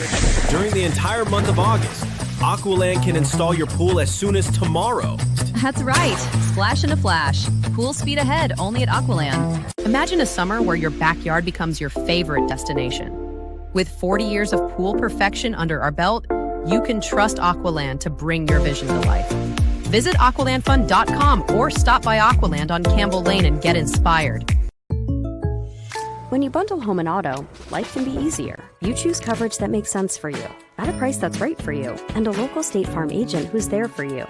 Call State Farm agent Will Coker in Bowling Green today. Beat the heat with the big summer sale at Don Franklin Kia. For a limited time, get up to $5,500 off MSRP on select 2025 Sportage models, or get up to $10,000 off MSRP on select 2025 Sorrento models. Plus, Don Franklin's 10-year unlimited mile powertrain coverage is available for certified pre-owned makes and models. With dealerships all across the Bluegrass, our trusted family is here to serve all of your auto needs, Kentucky. Hurry into Don Franklin Kia, driven by family. And we welcome you back here to Greenwood High School on a beautiful, cool night here in Bowling Green, Kentucky for the Cole Lumber Bowl, game number 2 between the Greenwood Gators and the Westmoreland Eagles out of Tennessee here this afternoon. It's been a lovely day, and what better way to open high school football season than here with a bowl game in South Central Kentucky in the great city of Bowling Green, Kentucky, here on the Seven Mountains Sports Network with myself, Ryan Murphy, Hamp, over on the other side as well, helping us call this fantastic set of games that we've had here at the Cole Lumber Bowl. What a night it's been. It's been a great night right here, man. That first game was a little shaky, but this second one right here is a truly good contest right here. I'm glad that we're right here witnessing what's going on. The Greenwood Gators, some would have looked at them and said, no, not going to do it according to the stats and to everything of last year and how Westmoreland did last year, and it just doesn't look that way. Greenwood came to play, and I love it. Coach Howard always has his guys set to play, and after a season like last year, sub 500 for the first time in 6 seasons, you had to know he was really putting it into his guys like, hey, we've got a lot to prove coming into this season, and what better way to start than right here at home during the Cole Lumber Bowl. And as we take some look at scores around the region, of course, here at Greenwood leads 13-6 over Westmoreland, Tennessee. A final from Warren Central. Monroe wins that one 43-8. Shout out my hometown Falcons. Jackson in the third quarter. Jackson leads Clinton 28-24. Barron leads Pulaski Southwestern 6-0 at the end of the first, and a big final score from way out in Lexington. South Warren 56, Bryant Station 35. A big inaugural win for South Warren in their first season in 6A play. That's a great way to start a year for the Spartans. Great way to start the year for the Spartans. Moved up into the 6A, like you said. Man, I'm proud of them right now. I love what's going on. And we'll hopefully get a chance to see some of those Spartans later in the season in action. They'll be a part of our Game of the Week schedule that we'll tell you a little bit more about towards the end of our broadcast. But we've got to talk about some big moments first off from this game. And first off, the big touchdown, looking at this Toyota Bowling Green play. Look at this big play from Nathan Self. Puts on the afterburners, finds that shot through the A-gap, and he is gone, Hamp. Man, I tell you what, they should never do that to themselves. They're gonna keep using him. If they keep using him and they can't stop him, I wouldn't change it. I wouldn't change it not one bit, because he is really just in it. I'm just loving what I'm seeing out of Self. And then you want to talk about another big play. This really shifted the tide for Westmoreland and allowed them to kind of shift and get these 2 field goals to cut into the lead for the Gators. This huge pull-in from Freeman brought in by a huge and an awesome shot by our man Ian Lewis down there on the sideline. What a get for both our cameraman and for Aaron Freeman. What a catch. Man, a lot of catching going on right there. Cameraman catching great shots. As we said, you can't get them anywhere else. Great catch right there, man. This is a game. This is a game. And you've seen how high he had to get up to get that ball, man, because Ladarius was right there, and he could have picked it off almost, but he got up and got it. And we saw those big plays, and we're sure to see even more in this second half. It's a close one, 13-6 your score at halftime with the Gators on top of the Westmoreland Eagles. And we're going to step aside, and when we come back, we'll have your halftime stats, some players to possibly look out for the second half, and the ones who've made the most impact so far here in game number 2 of the Cole Lumber Bowl at Greenwood High School, and we appreciate you for tuning in, whether it's over the airwaves or via our live stream. You're tuned in to the Don Franklin Bowling Green Kia Game of the Week here on the 7 Mountain Sports Network. When you bundle home and auto, life can be easier. You choose coverage that makes sense for you, at a price that's right for you, and a local State Farm agent who's there for you. Call State Farm agent Will Coker in Bowling Green today. At Morgantown Bank and Trust, a home equity line of credit offers you flexible access to the value in your home. With 5.99% introductory interest rate for the first 6 months, all the cash you need is right under your roof. Call today. I want to buy this truck, man. This is perfect. It is a beautiful truck. Do you want to see the inside? Is it available? Yeah, sure is. Is it available? I just said it was. Hey, how many miles has it got on it? Just over 30,000 miles. Still practically new. But it's got rain on it. What?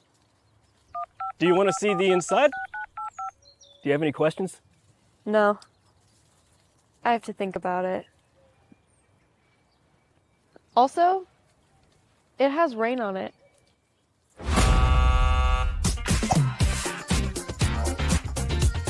Selling your car shouldn't be a pain.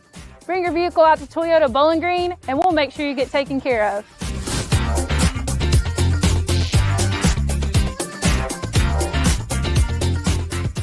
Man, it's been hot. Wouldn't it be nice if a pool could just instantly appear in your backyard? During the entire month of August, Aqualand can install your pool as soon as tomorrow. That's right. Splash in a flash. Pool speed ahead only at Aqualand. Imagine a summer where your backyard becomes your favorite destination. With 40 years of pool perfection under our belt, you can trust Aqualand to bring your vision to life. Visit aqualandfun.com or stop by Aqualand on Campbell Lane and get inspired. Welcome you back to the Cole Lumber Bowl here at Greenwood High School, and the home hosting Gators lead the Westmoreland, Tennessee Eagles at the half 13-6, and we promised you some stats, so we're going to get you to them. And, of course, we got to look first and foremost at the offensive stats. First touchdown came courtesy of a huge run that you saw just before we went to break there from Nathan Self. Number 1, the senior back, took off, set off the afterburners, and brought home a 45-yard touchdown. Took that sucker to the house before eventually we saw Cheney for the Gators as well bring home a touchdown, a 5-yard rushing touchdown as well. And he's got 29 yards on the night to go along with Greenwood's total of 120 total offensive yards, 2 touchdowns. And the reason you see that 13 instead of a typical 14 is they had a missed extra point attempt on their first touchdown. So that kind of put a little bit of a wrench in things, made it a 7-point ball game here so far as we're nearing the start of the second half. But then you look over to Westmoreland's side. Obviously, they got those 2 field goals to get them up to those 6 points, and those both came in that second quarter, both of those 15-yarders, give or take, for number 30 for Westmoreland. That's Braxton Cook, the junior kicker, who's locked him in, got him those 6 points on the board, and put him in respectable position. They're now only 1 score behind as we start this second half, and I'm sure that's been the big preaching moment to the Eagles going into this second half is you're down, but you're not out, and we've got ourselves back in this ballgame.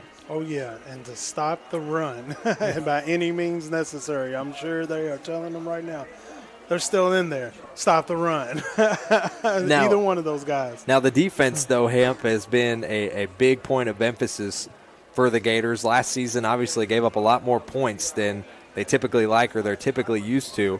But still, tonight, you're seeing the impact from a lot of different players, whether it's Stuart Scott, Tristan Bailey-Thomas, who unfortunately went out earlier with an injury. He was sitting on the sideline. He was up and moving around, so hopeful to at least see him throughout the rest of the season. But you've seen a lot of big plays from a lot of guys in the trenches for Greenwood.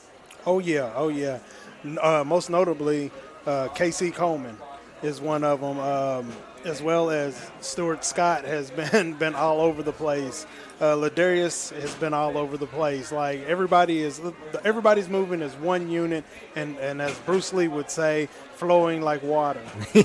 Flowing like water. I love it. And they're Gators. They're in the swamp. They're flowing through the waters of the swamp and controlling their own trenches like only they know how to. It's a beautiful new turf field. They've had it for a couple seasons, but it's an entirely almost new facility here at Greenwood. We're now sitting in what used to be the home press box, now considered the away press box. On the opposite side, you could see from that large wide shot, you could see the athletic facility, brand new to Greenwood this year. I believe they only just now started using it, or they're wrapping up some construction on the inside. So football program, soccer program, all the athletic programs here at Greenwood are going to be hopeful to use that through this next calendar academic year.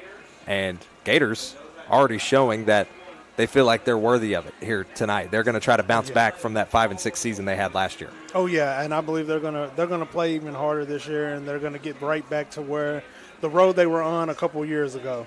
I believe they're going to be right back on that same path, especially how they run the ball. They've always ran the ball very well, especially the past probably 6-7 years. They've run the ball very well, and they're just showing they're doing it again tonight. Coach Howard really has an emphasis on running the football and relying on those T formations, and you've really seen it in action tonight. They've not been afraid to maybe go deeper into their rule book and pull out a couple of trick plays. That's what's been really, really exciting to watch about this game, because maybe you feel like because it's a out-of-state game, you have a little more opportunity to be free-flowing with the playbook a little bit. Oh yeah, it's a perfect time, because once again, these are teams that they're not going to play each other again. This is kind of like your setup, your warm-up. Let's sharpen the edge a little bit, play somebody a little tough, and see where we're at mentally and physically. Now, we did see towards the end of that first half a couple of pass interference plays, key ones, that really allowed Westmoreland to make this back into a one-score football game. And a lot of those came from the safeties. They came from the DBs. They came from pass interference calls that allowed Westmoreland to make a whole lot of gains, because by chance it's possible that Greenwood got a little bit too comfortable in their defensive scheme. They could have gotten a little bit comfortable, but at the same time, I believe it's a little of aggressiveness, which is great, because if you look at Stuart Scott and you look at Tristan and you look at Ladarius, I mean, they're everywhere. They're all over the place, and that's what you want. I mean, you don't want the penalties, but you want them to be right there doing their job and being right on it, man. I mean, they're doing phenomenal. And we talked about Casey Coleman. Again, Hamp, you brought him up. He's a player who's continued to make big impacts. He was our player to watch. He's one of their returning leading tacklers from last season. He's shown that pressure that he's capable of already. And when you have a mixture of almost veteran guys, even though they didn't see a whole lot of action maybe over the last couple seasons, you could see how much they've improved over the summer in what Coach Howard called really a typical summer for his program. Oh yeah, they've learned. It's like they've learned from the ones that were before them, and they have taken it and they have brought it forward through the summer, and they did exactly what. It's like they've taken the training and they've really taken it in. They're really soaking it in, and it's beautiful. It's beautiful to watch. And the great thing is, too, for this Greenwood team, and something that we hadn't mentioned until now, their entire starting offensive line from last season returns this year. Yes. So you could clearly tell, at least from the way their offensive scheme, how effectively they're running the ball. You can see that chemistry is really paying off when it comes to their offense. Oh yeah. It's like they picked up right where they left off, and it's wonderful, man. And as you look out on the field here this afternoon, both teams wrapping up their stretching motions. We'll have a handful of minutes here before we get back underway, and before we do, we'll step aside for just a moment, and when we come back, it'll be time for the second half of game number 2 here in the Cole Lumber Bowl between the Greenwood Gators and the Westmoreland High School Eagles out of Tennessee, as the Gators lead 13-6 at the half. And whether you're tuning in over the airwaves or via live stream, we appreciate you for tuning in to the Don Franklin Bowling Green Kia Game of the Week here on the Seven Mountains Sports Network. Beat the heat with the big summer sale at Don Franklin Kia. For a limited time, get up to $5,500 off MSRP on select 2025 Sportage models, or get up to $10,000 off MSRP on select 2025 Sorrento models. Plus, Don Franklin's 10-year unlimited mile powertrain coverage is available for certified pre-owned makes and models. With dealerships all across the Bluegrass, our trusted family is here to serve all of your auto needs, Kentucky. Hurry into Don Franklin Kia, driven by family. Welcome back here to Greenwood High School as the second half is getting ready and almost set to get underway. And as you look down on the field, you may see to the bottom left of your screen, just above that scoreboard, number 6, Dylan Gann, the sophomore running back, made several plays throughout the opener. You're seeing him on your screen now. He looks to be checking out his left leg.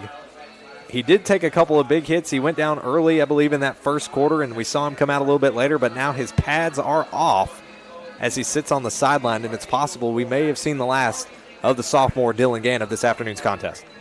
Even if it's not that serious, pull him now. There's no reason to get hurt early in the season to where you can't play, 6 weeks, 4 to 6 weeks. That's no fun. You can see a lot of his teammates. You see Aiden White walk over, give him some words of encouragement. It is possible, and it looks to be that we've seen the last of Gann in this contest. But like you mentioned, young guy, sophomore, he's going to have further opportunities, hopefully, throughout the rest of this season and through the rest of his high school career to just continue to ball out for the Eagles. And hopefully he just continues to stay healthy through the rest of the year.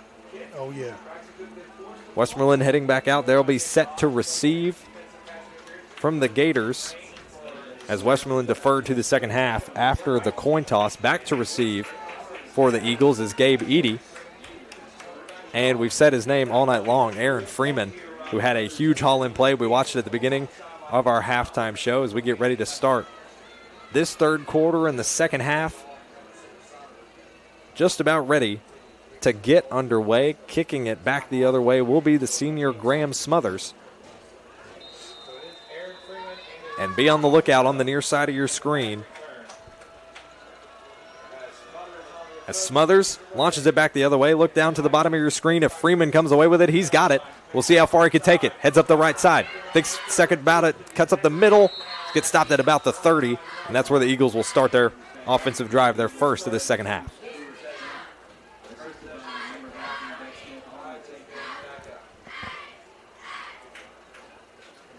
Westmoreland trying to get their fan section pumped to go for this second half. They've got an opportunity here to really carry the momentum from the end of that second half. As we look around from scores around the region, again, we mentioned that South Warren Bryant Station game with a 56-35 final score. And at the end of the first over at Warren East, it's Floyd Central over Warren East, 17-7. That's after one. We bring back the action here. We're in the start of the third quarter. Some movement from the backs. Double back system. They're going to punch it off, try to punch it straight up the middle on that first down. And a short gain on that first down brought to you by the blowout coat. That'll bring up third down, actually second down.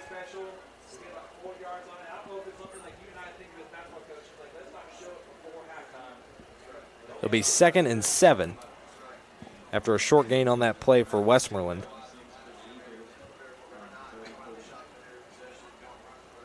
It was Lilly on the run. You saw three backs kind of stuffed in the middle behind the offensive line to try to run the football, maybe force a break in the A-gap. And they'll head back into the jumbo. Off the run, here's Lilly again, just straight off the snap for the run, heads up to his right side, nearly gets to the first down marker, but comes up just short. I think it's going to be 3rd and 1. The Gators are hunting anything that come in the water. You can see Jason Sterlinski pressuring the offense to keep going. It looks like they're going to keep this system going. Lilly, once again, off the direct snap, heads to his right side. They're going to try to find the weakness, punch their way through to the first down, and it looks like they'll get it. Ooh, that was close. That was close. That'll be a first down that'll move the chains, brought to you by the Blowout Co., your destination for all things homecoming. Both teams heading off to either side. Again, a huge thank you to our sponsors who make it possible to bring you this live coverage here this afternoon from Greenwood High School. Brand new set of downs here for Westmoreland.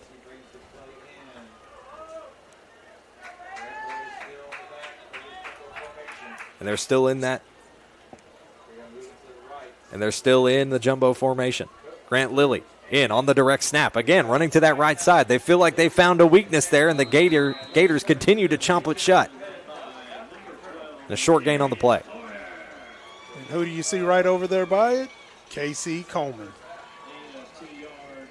Lilly again with a 2-yard gain on that player. Looks to be a 1-yard gain.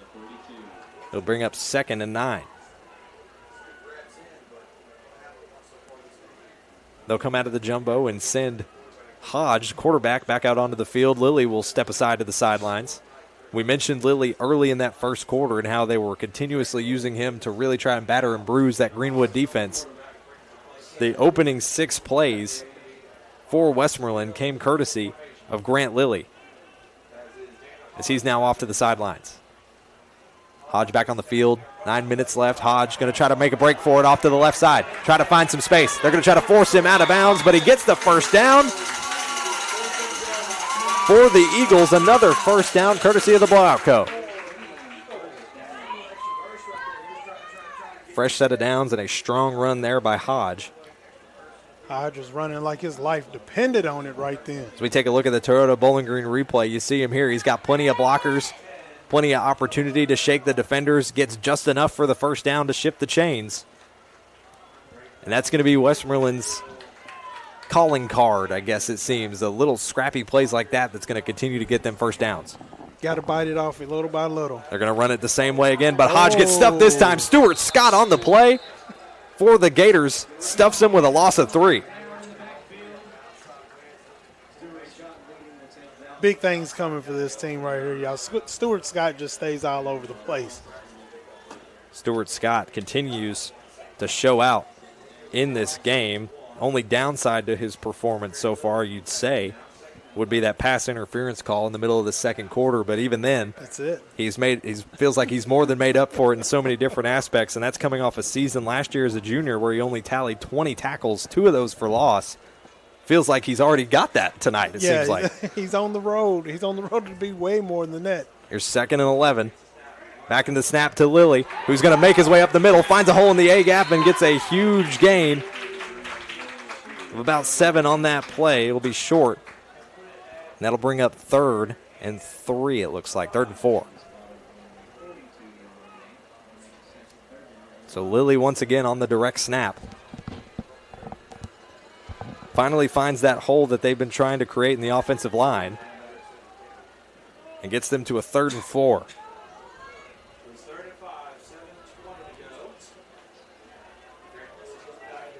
Here's the snap for Westmoreland. 7:15 left in the third quarter. Another direct to Lilly.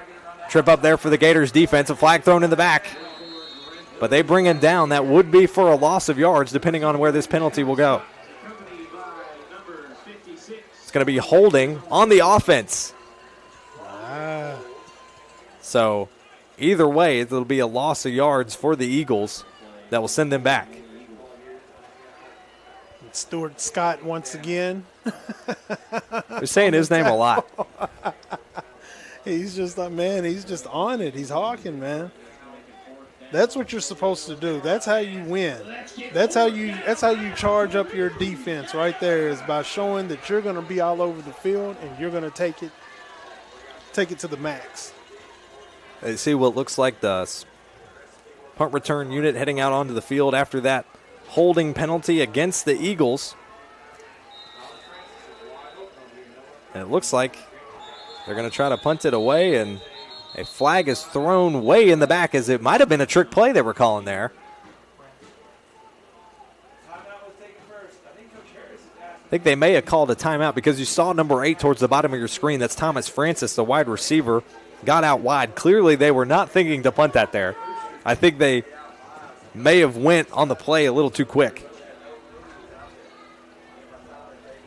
Yeah, no better time to try to correct your trick plays than now. So a timeout call, I believe. Nonetheless, I believe it will be from Westmoreland. The Gators don't feel like they need it. They don't need to discuss anything. So to me, that says the timeout came from the Eagles side of the football, but they're going to head back out there with, again, another 4th and 10 situation. Question is do they maybe try to run with that play they were thinking of, or do they just do the direct snap to Lilly and let him punt it? Yeah, he needs to punt it. You said this before, and it paid off. He needs to punt it. You've said this before. I would trust Hamp on this one. We'll see what their thought process is. Here's the snap. On the way.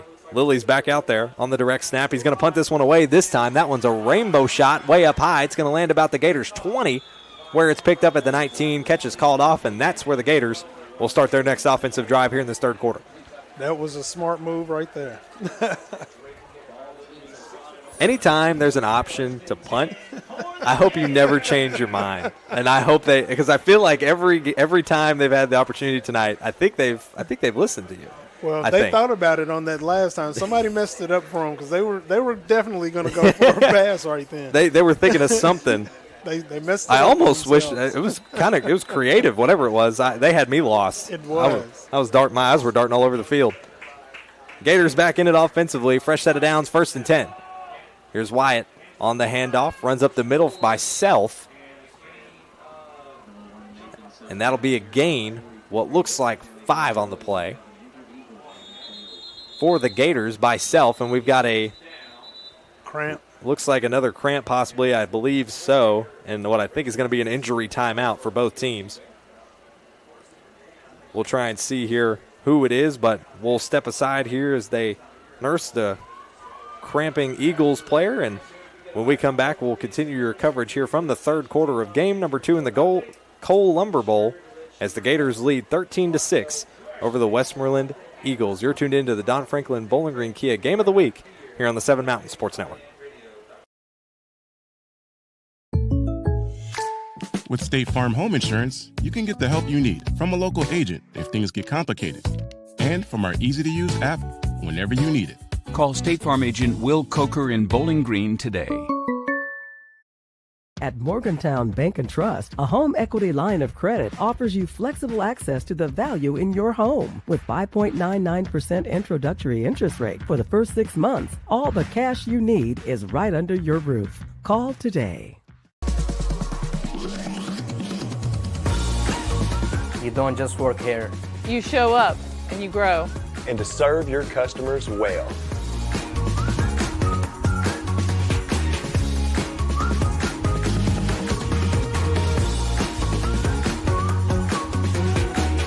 We're not just selling cars, we're selling careers and relationships.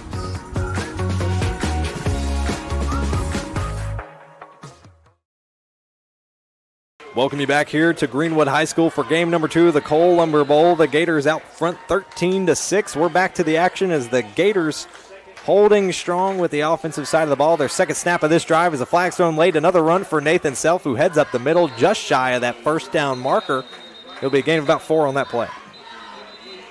So back-to-back gains of 4 for Nathan Self, once again, who we've saw already tonight, capable of just a little bit of space, carrying it all the way home for a 45-yard touchdown. But that play is going to be rescinded for a false start on the offense. As Westmoreland players, you can see them. They're calling for their players to come away, and that'll make it 2nd and 11 for the Gators. So not a terrible position to be in, but certainly not one you want to continue to make. You, just like we mentioned, Hamp, you saw a couple of those key penalties on the defensive side, and it seems like maybe some of that aggressiveness is now starting to bleed over to the offense for Greenwood. 6.5 minutes left in this third quarter. Gators up 13-6. They'll be 2nd and 11 from the Gators' own 16. And it'll be a flag on the play. Another false start on the offense. Oh, wow. Again, I didn't see any movement, but whatever it is, the pressure seems to be adding on here to the Gators. Another false start call. Wow. And I think you can see Coach Howard on the other end of the field is once again beside himself. Cannot believe the call. Looked almost like he was pointing to a Eagles player as to leading the false start rather than a Gator. 58 is who I seen jump on the Eagle side. But the Gators are going to have to snap back into it here as it'll now be 2nd and 16. Back-to-back false start calls against the Gators have put them deep in their own territory. Wyatt on the snap. He's going to hand it off once again. No, to Self. Then the fake off to the play. They'll run it up the middle. And a short gain, I think, will get them back to their initial starting spot and make it 3rd down. So, yes, a gain of 6 on that play. Tell you what, they tricked my eyes again because I was looking at Self going up the sideline. I think you and I both were. I was fully convinced. That just shows you this 3-back system that Greenwood has is working to great effect as a helmet is being carried back to the sideline. There is another player down for the Eagles and what looks to be another cramp. And that's the worst part. I mean, the cramps are the worst. Man, and they drop you. You drop like a bad habit as soon as it hits. I mean, there's nothing you can do about it. You could see Jason Sterlinski is over there helping nurse the injured player. He's heading back to his huddle now. You could see them in the sideline.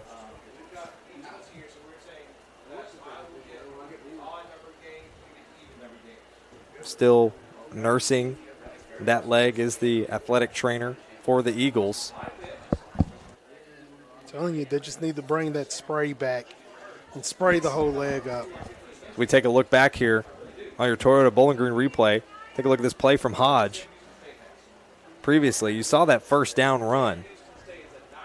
Once again, that's just the plays that they've been so strong and capable of making all afternoon long. That's what's given Westmoreland seemingly the momentum advantage here that Greenwood held for the first quarter and a half of this ball game. And this is just a running game. Like, there hasn't been as many passes at all. This is all to test each other's running strength. It's like they got together and said, hey, we're going to test our defensive lines and let's just crash them into each other, and our offensive lines, let's just crash everybody into each other. As he climbs to his feet, that is number 30, Braxton Cook. He was also their kicker, so that could come into play later if they're going to look for other field goal opportunities, who else they may have to rely on down the line. But with other scores throughout the region, just up the road in Edmondson County, Grayson County, at Edmondson County, we have a final score. Grayson wins 39-15 over Edmondson County. That is the Grayson County Cougars' 7th straight win in the Tobacco Bowl. As we're back to the action here at Greenwood. Here's Wyatt bringing it off to his right side, throws it off over to the flat, and it's they called incomplete. We thought it was a catch. We waited on the call. It looked like it was good for a second, but I also thought that it bounced off the turf. That pass from the Gators intended to Will Crutcher. That one's going to go incomplete. That brings up 4th down, and Gators looks like they're going to choose to punt this one away, but the officials taking their time there to make sure they got that one correct, because really I think that one could have gone either way. It was pretty close. It was really close. So now 5:45 left in this third quarter. Gators still lead 13-6. Not much movement in the score column. Only 2 Edmondson State Bank touchdowns so far in this contest. But it's Cheney who punts it away. A decent punt, gets it past the 50 before it rolls out into Eagles territory at about the 49-yard line. And as they get set with their offenses, we're going to take a step aside and be back in just a moment here on the 7 Mountain Sports Network. You're watching the Don Franklin Bowling Green Kia Game of the Week. Beat the heat with the big summer sale at Don Franklin Kia. For a limited time, get up to $5,500 off MSRP on select 2025 Sportage models, or get up to $10,000 off MSRP on select 2025 Sorrento models. Plus, Don Franklin's 10-year unlimited mile powertrain coverage is available for certified pre-owned makes and models. With dealerships all across the Bluegrass, our trusted family is here to serve all of your auto needs, Kentucky. Hurry into Don Franklin Kia, driven by family. Welcome you back here to game number 2 of the Cole Lumber Bowl. We're straight back into the action as we got another direct snap to Grant Lilly for the Eagles. He finds a shot up the A-gap, a huge gain of 8 yards on that play. That's how they draw that one up in practice for Lilly.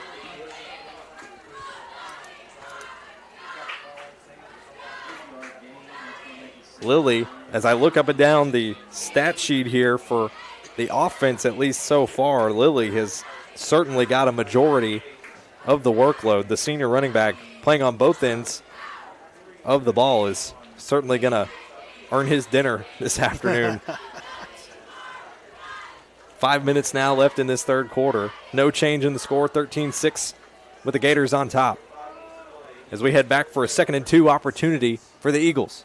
Here's a snap, once again direct to Lilly, who heads straight up the middle, and he's going to fumble his way over and across to gain the first down. They'll shift the chains. That first down brought to you by the Blowout Co. The Blowout Co. in Bowling Green is your destination for all things homecoming. Blowout, special occasion hair, makeup, and spray tans. You can find more at blowoutco.com. So again, another 3 straight plays for Grant Lilly. We've said his name, it feels like, all night long, as now he heads back to the sideline, and Xander Hodge, the quarterback, heads back out there. They got a good system going. It feels like they're going to rotate out those direct snaps to Lilly, and then maybe a little bit more of playing with the three-back system and some pass play opportunities with Hodge. Here's the snap to Hodge. Going to fake his run up the middle, tries to cut to the right side, bounces off a tackle, still tries to make his way through, but the Gators are quick on it, and they're going to stop him after a gain of 1 on the play. Roy Braid in there on the tackle. It looks like there's a guy down, but they got him back up, I think. 3:50 left in this third quarter. Clock continues to run down. The Gators defense has shown up for a large majority of this game, and they're going to look to try to force a quick couple downs and out here for the Eagles. As you see Jason Sterlinski, the running back, head out onto the field with the Eagles.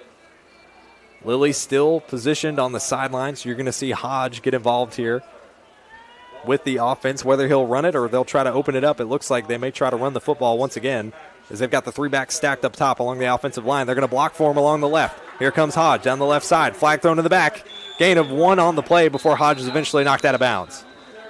Again, another huge play by Stuart Scott. You see him celebrate as he jumps up off the tackle. That flag's going to be on the Eagles. It's been the little things, and it's something that a game like this, and a holding penalty, once again, I feel like the majority of the penalties, at least that have come from Westmoreland tonight, have been on the holding side of the ball, especially for the offense. Offensive holding, and for the Gators has been interception. Pass interference is what's been going on with the Gators. That'll set up a 2nd and 19 for the Eagles. Almost a second in the parking lot. 2:55 left in this third quarter. Eagles still with plenty of time to respond. Still a one-score ball game. Here's Hodge dropping back. They're going to open up the pass game. Deep out to the right side. In the flat, it's intercepted. They could call it not.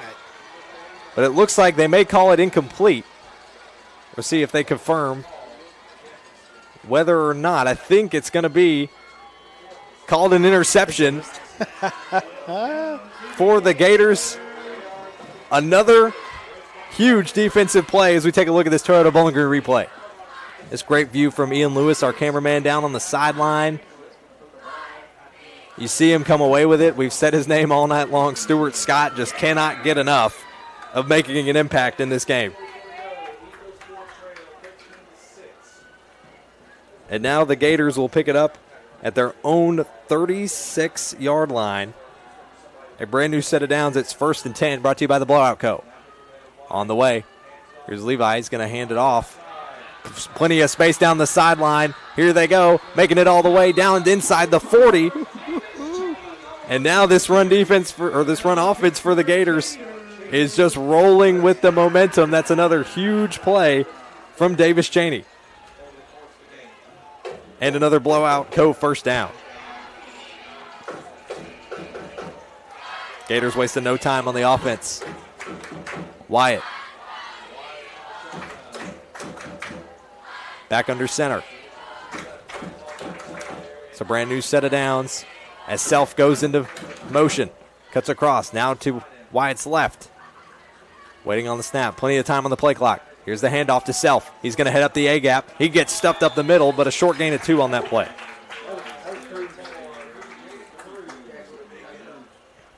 They were on that one that time. Okay. Let's take a look back at that replay from that huge run you saw from Cheney. As he heads up the sideline, you see him sprint, finds a hole in the B-gap, and he is just gone all the way past the 40. Nearly gets him to the red zone as now we come up 2nd and 6. Cheney deserves his ice cream.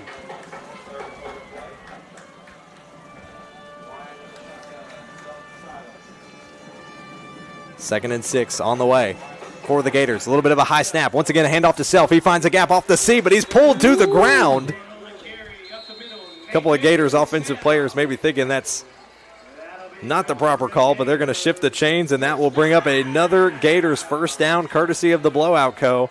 And you can find out how you can achieve the perfect look and more about all their services at blowoutco.com. SokyGame.com or go to the Blowout Co. in Thoroughbred Square on Scottsville Road. A fresh set of first downs for the Gators on the way as they are just outside the red zone here. Nathan Self lined up to his right, two receivers out to the right of Wyatt. Looking to his right side. He's going to find him off a screen. Little shake and bake. Head up the inside. That's Ryder Lambert trying to make up for earlier, and he gets a huge gain on the play there. Bring up second down. Turned a little something out of nothing. A gain of 5 on that play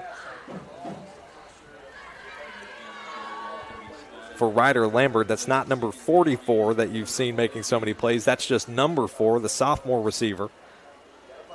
Lined up along that right side as the Gators now breach the red zone and looking for another opportunity to score, but the clock still runs. 30 seconds left in this third quarter.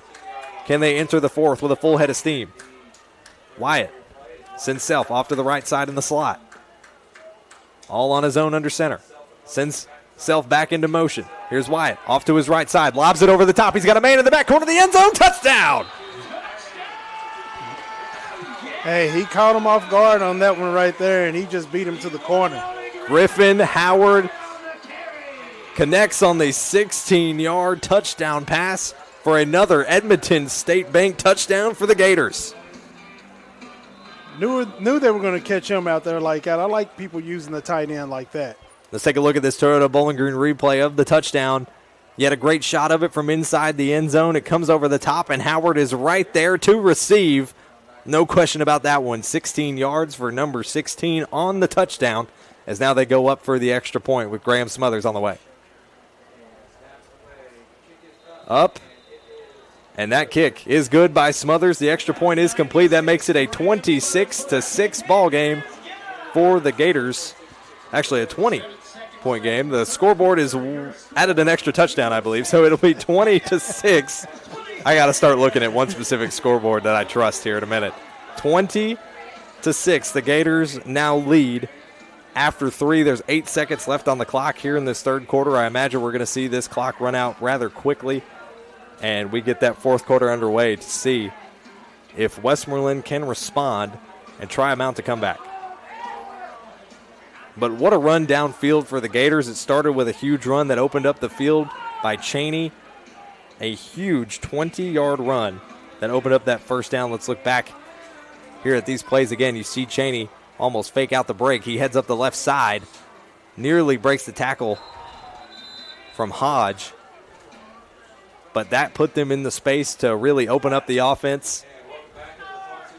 And again, you see in the wide, it's just off screen to the right side from your viewing area. I believe it's number 30, Braxton Cook, is now on the sidelines with another cramp. He had a cramp earlier that brought out the injury timeout, but there's only 8 seconds on the clock here in this third quarter as the Gators bring in another touchdown. It'll be Smothers once again with Freeman back to receive. Here's the receive. Freeman's going to give it up on the run. Here come the Eagles. He's got a hole up the middle. Plenty of room to breathe, but the Gators defense stops them in their tracks right around their own 45. That was a good stop by number 5 there. It's a good thing he reached out there and grabbed a hold of him and told him to come back like he was playing Mortal Kombat. Cesar Ortega said, "Get over here." He was not going to let them slip by. And as this third quarter looks like is going to come to an end, we're going to take ourselves a break, and we're going to see if the Eagles can mount themselves a comeback here late in this fourth quarter. Whether you're tuning in over the airwaves or via live stream, we appreciate you for tuning in to the Don Franklin Bowling Green Kia Game of the Week here on the 7 Mountain Sports Network. With State Farm Home Insurance, you can get the help you need from a local agent if things get complicated, and from our easy-to-use app whenever you need it. Call State Farm agent Will Coker in Bowling Green today. At Morgantown Bank and Trust, a home equity line of credit offers you flexible access to the value in your home. With 5.99% introductory interest rate for the first 6 months, all the cash you need is right under your roof. Call today. You don't just work here. You show up and you grow. And to serve your customers well.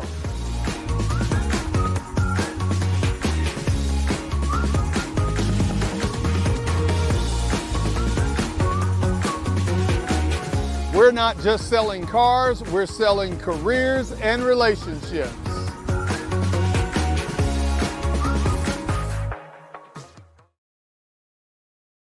We welcome you straight back into fourth quarter action here on the Seven Mountain Sports Network. It's game number 2 of the Cole Lumber Bowl, and it's Westmoreland that's going to look for an opportunity here to score, but the Gators trying to sniff out a trick play. They do it once again. It'll be a loss of 2. They'll bring up second down. And we got to take a look at that last return by Westmoreland before we flip side of the field, courtesy of Toyota of Bowling Green. Look at this run back up the field by Dakota Monis. Straight up the field, gets all the way to the 45, and just lucky enough, Cesar Ortega, just like you said, Hamp, called that defense back, and they were able to clamp their jaws shut on the Eagles before they were able to make any work of it, because it looked for a minute like he was going to have open field. It did. It did. And if you're listening along with us, whether it's on the radio waves or the live stream, we appreciate you for tuning in with us here on the Seven Mountain Sports Network. We're set here for a 2nd and 11 for the Westmoreland Eagles with 11 minutes left here in game time. But it's going to be a false start once again on the Eagles, and we've seen quite a few of those here in the second half from Westmoreland.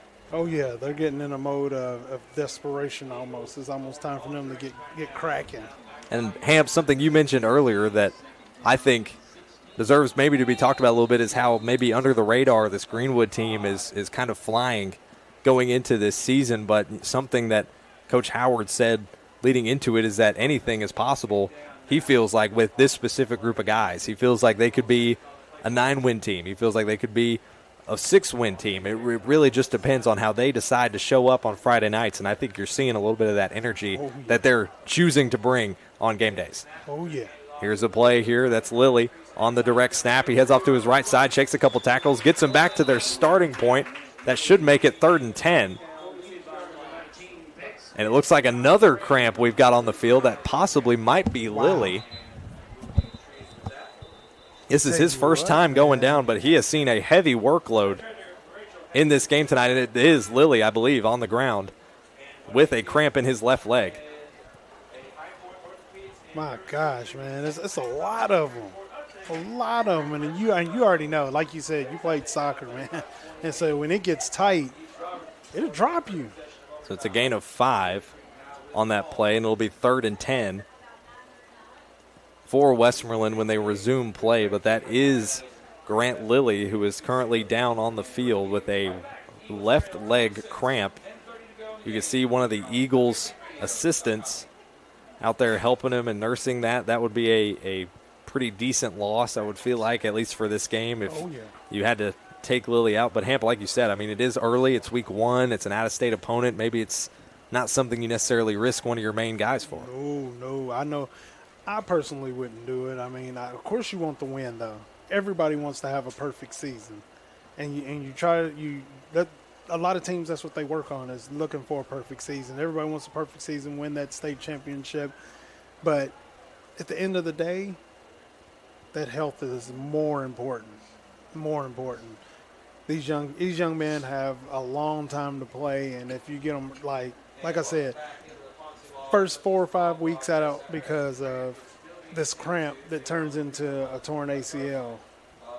You never know. Or an MCL, or I learned another one, I think it was LCL or something like that. It was some other one that I was like, what? You'd be surprised how many things you could tear. Exactly. Especially playing a game of football, super physical. We've seen, again, you can only imagine that maybe part of this, he's probably stayed hydrated pretty well, but he's like I said, he's carried a heavy workload. I looked down the sheet, and the vast majority of offensive plays here for Westmoreland have come from Grant Lilly, and most of them being positive ones. So you could imagine he's taking a lot of a beating here, but he's going to hop his way back to the sideline with that left leg cramp. And you can see that left calf muscle is just tight. It's tight. Got his toes tight, I bet. So he's going to head over here to the sideline. He's got some Gatorade on hand, some water there as well. Glad to see him stand up under his own power. Oh, yeah. Get back to his feet, walk himself to the sideline, hobble himself to the sideline. Either way, we may see him back out there, or that may be the end. With 10:30 to go here in this fourth quarter, it's 3rd and 10 for the Eagles. Here's the snap. Hong drops back. He's in motion. He's going to cut up the middle. He finds his own space. Scott's going to force him out of bounds once again, but not before he gets that first down. Another first down courtesy of the Blowout Co. It may be just short, actually. I think it's going to be 4th and inches. Yeah, it looks short. Looks like 4th and 1. So 4-yard run for Xander Hogue, the quarterback. Puts him in a 4th and 1 here on the right hash. I bet you can't guess who pushed him out of bounds. I'm going to go ahead and take a wild guess that it might have been Stuart Scott. Stuart Scott? Stuart Scott, what a heck of a game you are having, sir. He's got wheels. Someone put him in a slot. Oh, man. I want to see how fast he jets down the sideline. 4th and short for the Eagles. Can they bring it in? Here's Hogue on the handoff. They're going to run it up the middle, but the Gators quick to tramp on it. I think they may have stopped it. It may be a turnover here on downs. The Gators are pointing one way. The Eagles are pointing to another. And they're going to say that they stopped it.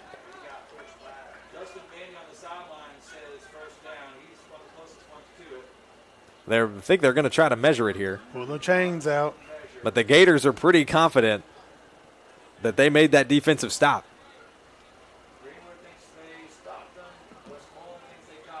Greenwood thinks they've stopped them. I don't see Westmoreland putting up as much of a, hey, we got that on the other end. And that's when you're supposed to do it. No, right. I mean, you're you supposed got to be a point. in their ear. We're first. They're still measuring. They're gonna bring the chains out onto the field, it looks like, because this is going to be, it's like we said, it's a game of inches. It might be right on it here. It's going to be real close. Our view is partially obstructed, but it looks like the Eagles got it. Oh, they got it. They got it. They got it. The game of inches comes through for the Eagles, and they transition. Another set of downs comes to fruition.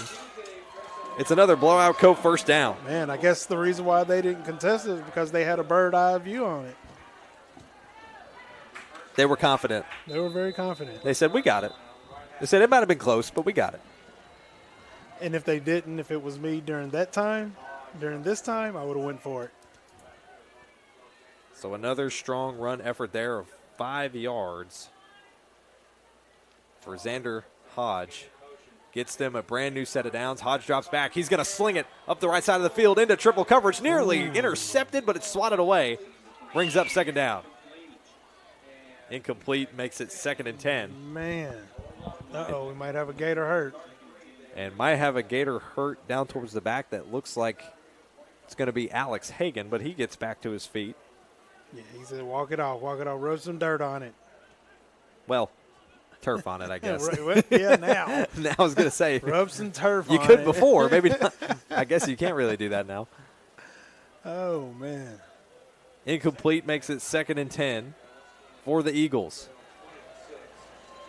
Hodge back in. Here's the shotgun. Takes the snap. Run up the right side.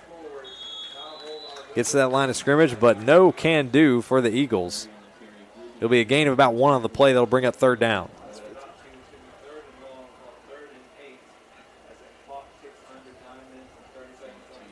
Be a 2-yard gain. Set up 3rd and 8 for the Eagles. That was a good stop by Grant Turner right there. They're what, 3 and 9 or 3 and 8? I mean, looks like they may be calling a timeout here or an injury timeout. Could possibly even be for equipment. But again, you saw number 30. The clock continues to run, at least on the scoreboard. I think there was a temporary timeout here, but we see once again Braxton Cook head to the sideline, getting some support again with his left leg. It looks like, again, he's ailed by a cramp here on the near side of the field.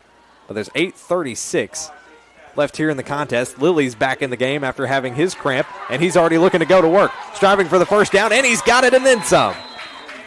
And we got a flag on the play towards the back. So Lilly immediately checks back in. We saw him go down a little bit ago with a cramp checks back in, and if this play stands, it should be a first down. And it will.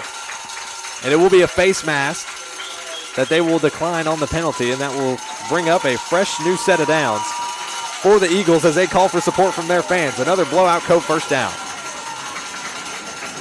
Hey, this Westmoreland team is slowly and surely pushing it down the field. And you could feel the entire grandstands here on the away side shaking as the Westmoreland High fans cheer on their Eagles.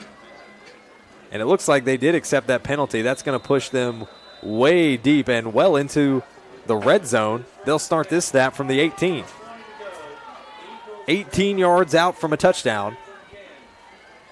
That would put the Eagles back within one score. Here's the snap.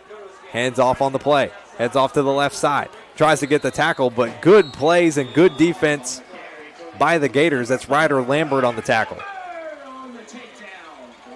There's Isaiah Escandon. Relentless on the tackle. Wasn't going to give up and let him go. That was a loss of 5 on the play from Westmoreland. I'll bring up second and long, 2nd and 15. Again, both teams taking their time. They got about 20 seconds here on the play clock as Hodge heads back in from the sideline. We saw a brief snap in there from Grant Lilly, who checked back in. It looks like he's back in for the Eagles, and he's going to line up along the right hip of Xander Hodge here off this snap. 2nd and 15. On the way for the Eagles. Here's the throw off to the right side. Once again, sprinting around the right side, looking for space, but the Gators defense claws shut him down. Stuart Scott once again on the tackle. It'll be a loss of 2 on that play for the Gators, or for the Eagles. 7 minutes and 10 seconds left in regulation with the Gators lead 20-6. They'll get brought back to the 25-yard line. And the Westmoreland side is cheering on their team for a 3rd and long situation. Do we see Hodge once again try to air it out? He's going to fall back. He's got receivers off to his left. He's going to hold on to it himself, has to run up the right side, but he is met by a wall of Gators who shove him out of bounds, just shy of getting back to that original starting point, and that'll bring up 4th down.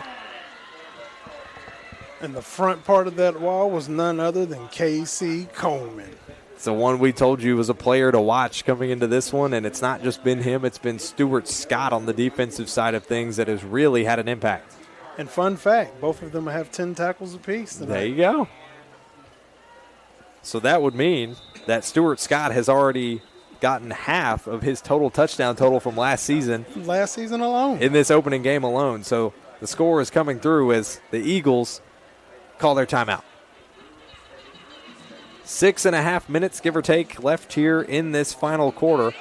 And Westmoreland is down, but they are by no means out of this one as the Gators lead 20-6. It's a late one. We're going into the night here just past 10 o'clock, 10:05 here in Bowling Green, Kentucky. Whether you're listening with us over the airwaves on the radio or watching along with our live stream and our awesome camera coverage, courtesy brought to you up top on top of the press box. That's Seth Daniel bringing you the game views, and down here on the sideline with the camera you're currently seeing from Westmoreland's huddle shot here under this timeout, brought to you by Ian Lewis. He's doing a great job on the camera. Got a great crew this afternoon. Big Hamp over off to the left side. Matthew Clark, our director, producer, who spent a lot of man hours this week making sure that we could get out here to Greenwood High School, plug up to this Ethernet, give you guys a great show here this afternoon. It's been a pleasure. And we've still got 6.5 minutes of fourth quarter football to bring you here in the Friday Night Lights. And we're glad we get to bring you along for the ride. Gators defense has shown up big here, and Levi Wyatt has held down the offense strong in that quarterback position, and having him returning has been a huge help for the Gators, but at least according to Coach Howard, he did have to compete for that position over the summer, and so far it's easy to see why. Lilly back out, running up along the left hip of Hodge. for the Eagles. They're going for it on the 4th. They've got a man over across in the flat. Shakes off a defender. He's brought down, and that'll be a turnover on downs for the Eagles. They come up just 2 yards shy of that first down. What could have been a great play comes up just short. A 12-yard pass for the Eagles. Cuts off a little bit of time, and they just could not convert on that 4th down. Oh, yeah, another great stop by number 2, Stewart Scott. Man, we've said his name a lot. Man, the S2. Let's take a look back. Watch them on this play here. They had an opportunity to maybe cut back up the middle, but Scott is always there. He's always lurking like Jaws. He's like double vision. SS2. It's going to be dangerous. We let Hamp start singing. Here's Wyatt working out of the field, but we got a runner straight up the middle for the Gators. Then comes up just shy of the first down. That's Cesar Ortega on the run. And they do get the first down, so they'll move the chains. That first down brought to you by the Blowout Co.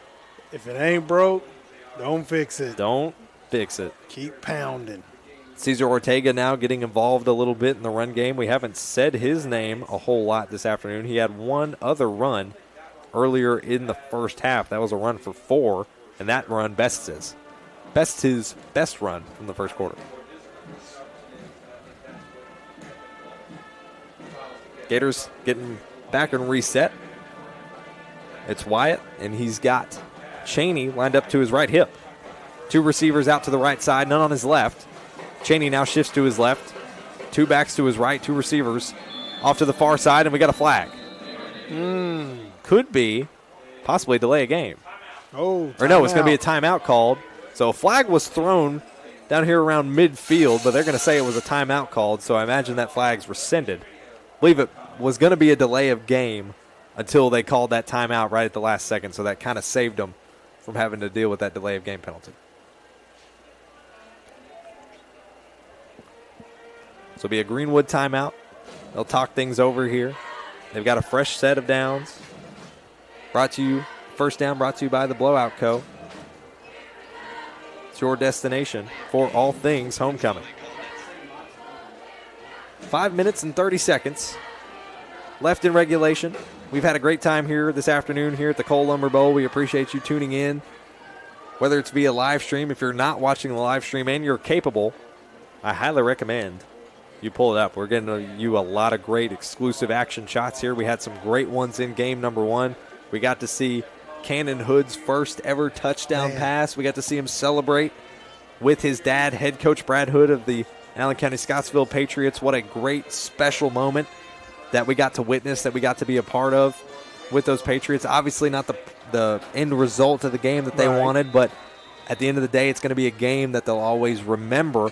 And now we get to bring you all the action from this one here between the Gators and the Eagles. And the Gators wasting no time getting back to it out of the timeout.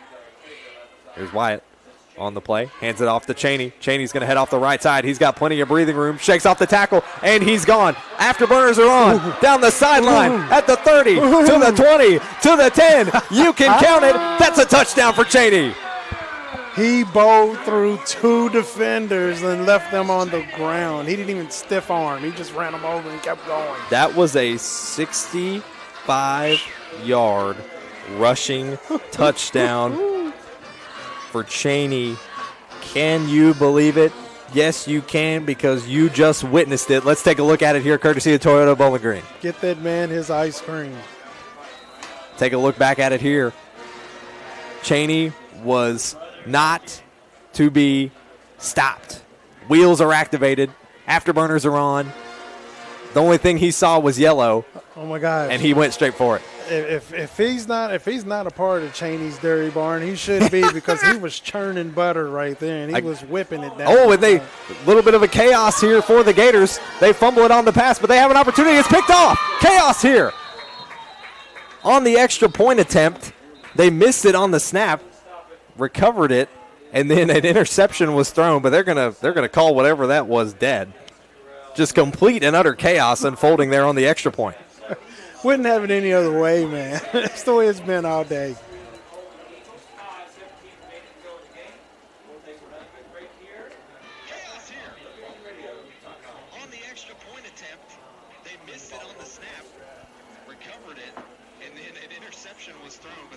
So 5:17 now left here in regulation. Both teams have now headed back to their respective sidelines. Nothing for certain yet. There was just a lot of commotion during that extra point attempt. All we know is that the extra point was not good. They got the touchdown off the 65-yard run from Davis Cheney. A huge run, the longest run of the night. We had a 45-yard rushing touchdown from Nathan Self, and I think Cheney saw that, and he might have wanted to one-up him just a little bit. Just a little bit. Just a tad. He said, if you're going to get one, I want one too. Like we said, 5:17 now left in this fourth quarter. We've seen a lot of flags thrown on either side as we head past the 10 o'clock hour. 10-12 here in Bowling Green. We appreciate you for tuning in, whether it's via the radio waves or the live stream that we've got going as we take a look back at that Toyota Bowling Green replay, and you could just see the afterburners. Gone is Cheney. He saw a bucket of ice cream, and I think he took off. And I don't think I blame him. Oh, man, not at all, especially if it's Cheney's. What flavor is yellow? Do they have banana ice cream? They do. They have banana pudding ice cream. Hey, there you go. Maybe he likes banana pudding ice cream. I can't eat it because I'm allergic. Oh, no. Allergic to bananas. Horrible. Oh, my gosh. I don't eat bananas that much anyway, so I guess it doesn't matter to me. Punt return all the way nearly to the end zone. But, again, chaos just seems to find this place inside the 10-yard line on the left side of the field. But that was Isaiah Eskandon who was trying to fight his way off that return, but just could not get it to go. And looks like the Eagles will now pick up the football inside their own 10. So it's 26-6, the lead for the Gators with about 5 minutes left to play. No running clock. Things are all fair and game. The Eagles could very well go on a run here. We saw a couple of key plays break through for the Gators. Those two big runs, one by Self, now one by Cheney here in this fourth quarter. That's been the difference maker for two big touchdowns. No reason why the Eagles can't break through and do that same thing. It is absolutely possible with these Eagles. They will fly if they have to. Ooh, just like that. Sorry, got choked up. It's been a long day. Long day. Long day out here at Greenwood High School, but we're glad we get to bring you the coverage. Here with 5 minutes and 8 seconds left in regulation, Gators going to try to hold these Eagles at bay, perhaps clip their wings and shut their jaws shut and try to bring home a 1-0 start to their season. Gators defense once again stuffing them back for a loss, bring up second down. Just chomping at it.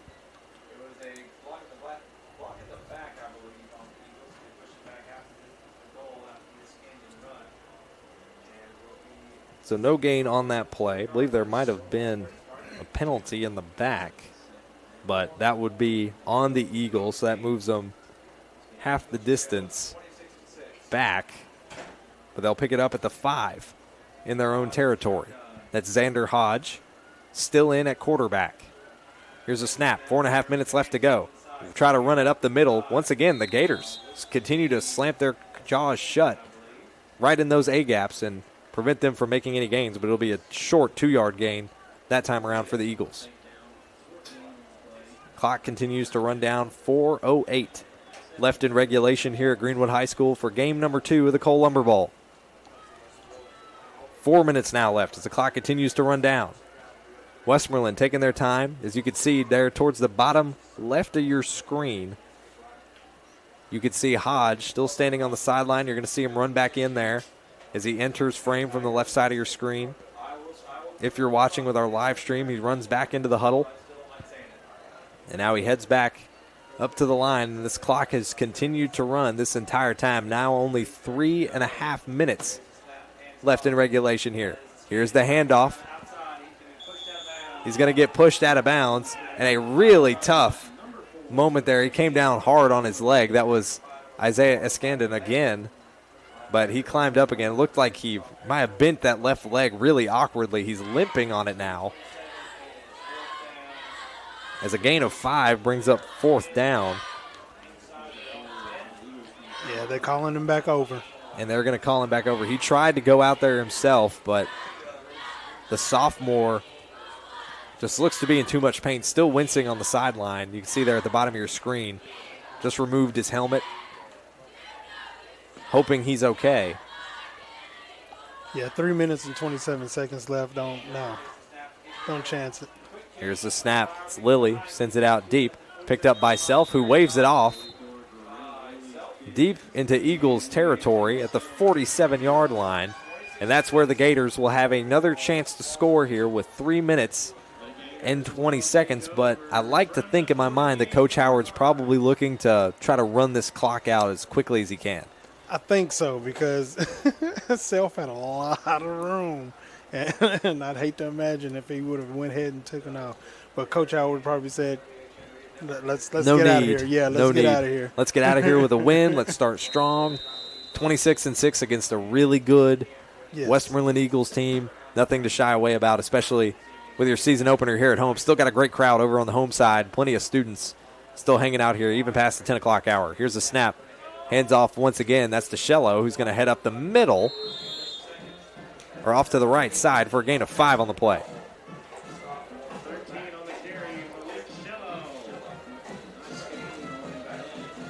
So Shello's on that play for a gain of 5, brings up second down. Clock's running down now, 3 minutes left to go here in this fourth quarter. And as the clock winds down, the Westmoreland Eagles fans are still continuing to cheer them on to make a defensive play.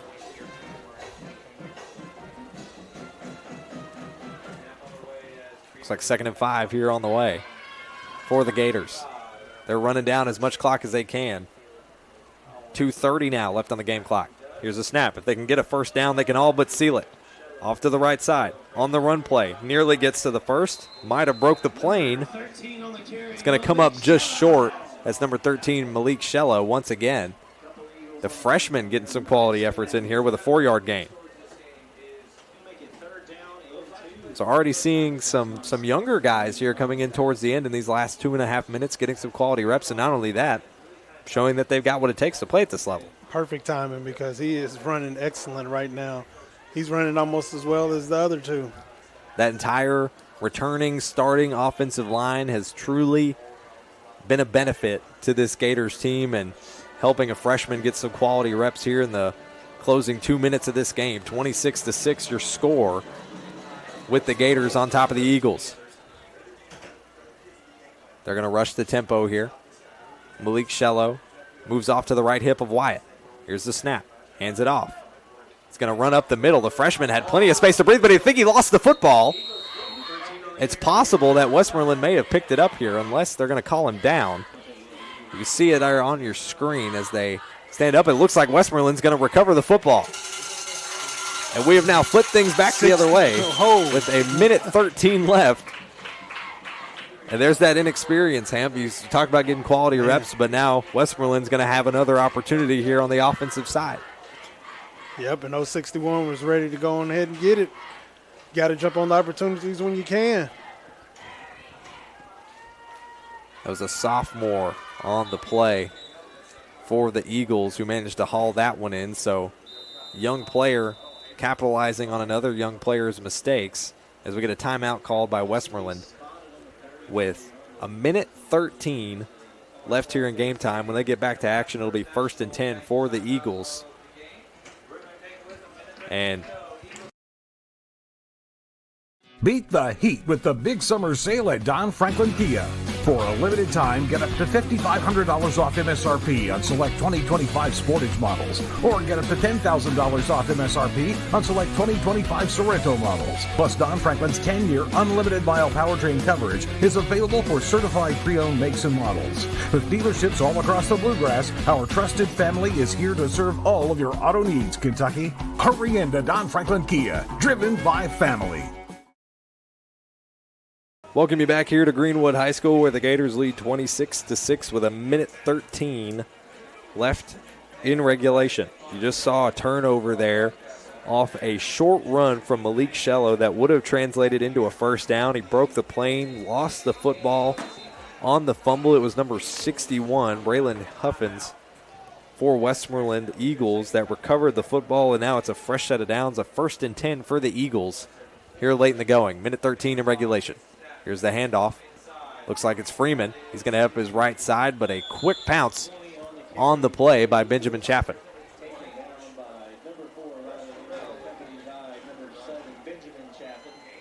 Benjamin Chaffin on the tackle, but it looks like the clock is going to continue to run out.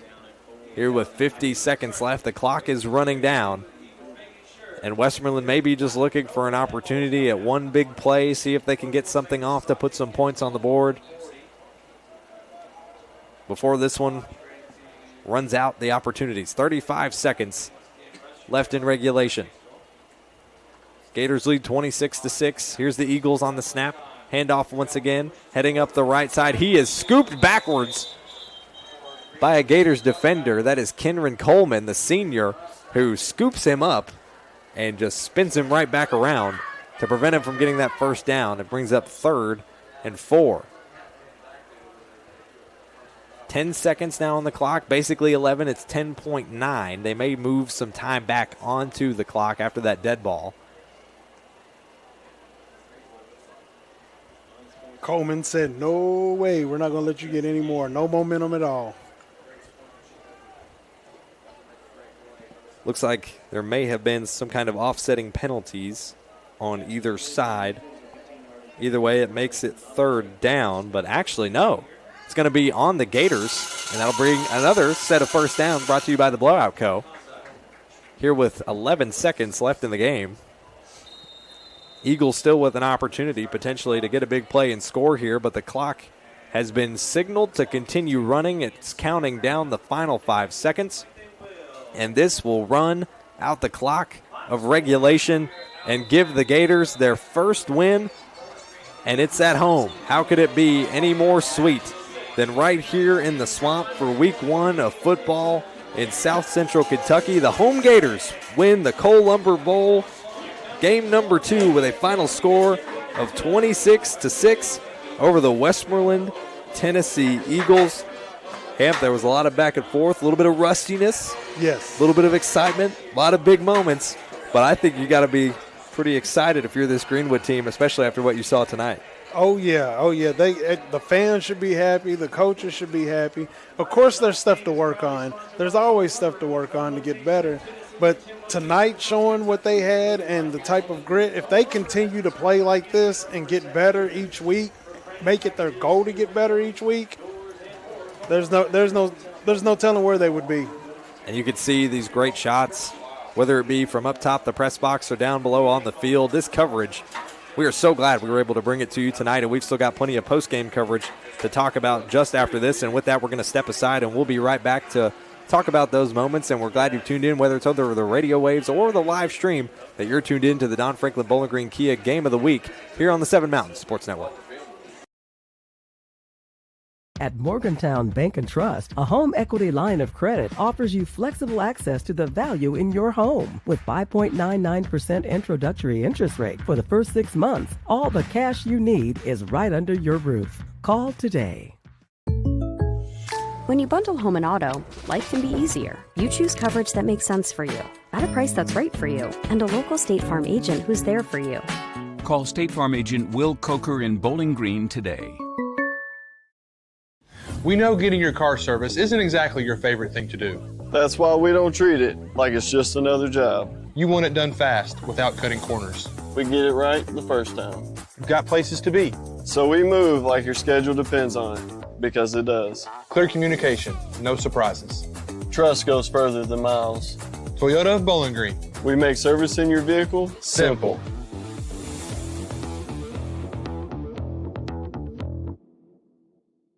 Man, it's been hot. Wouldn't it be nice if a pool could just instantly appear in your backyard?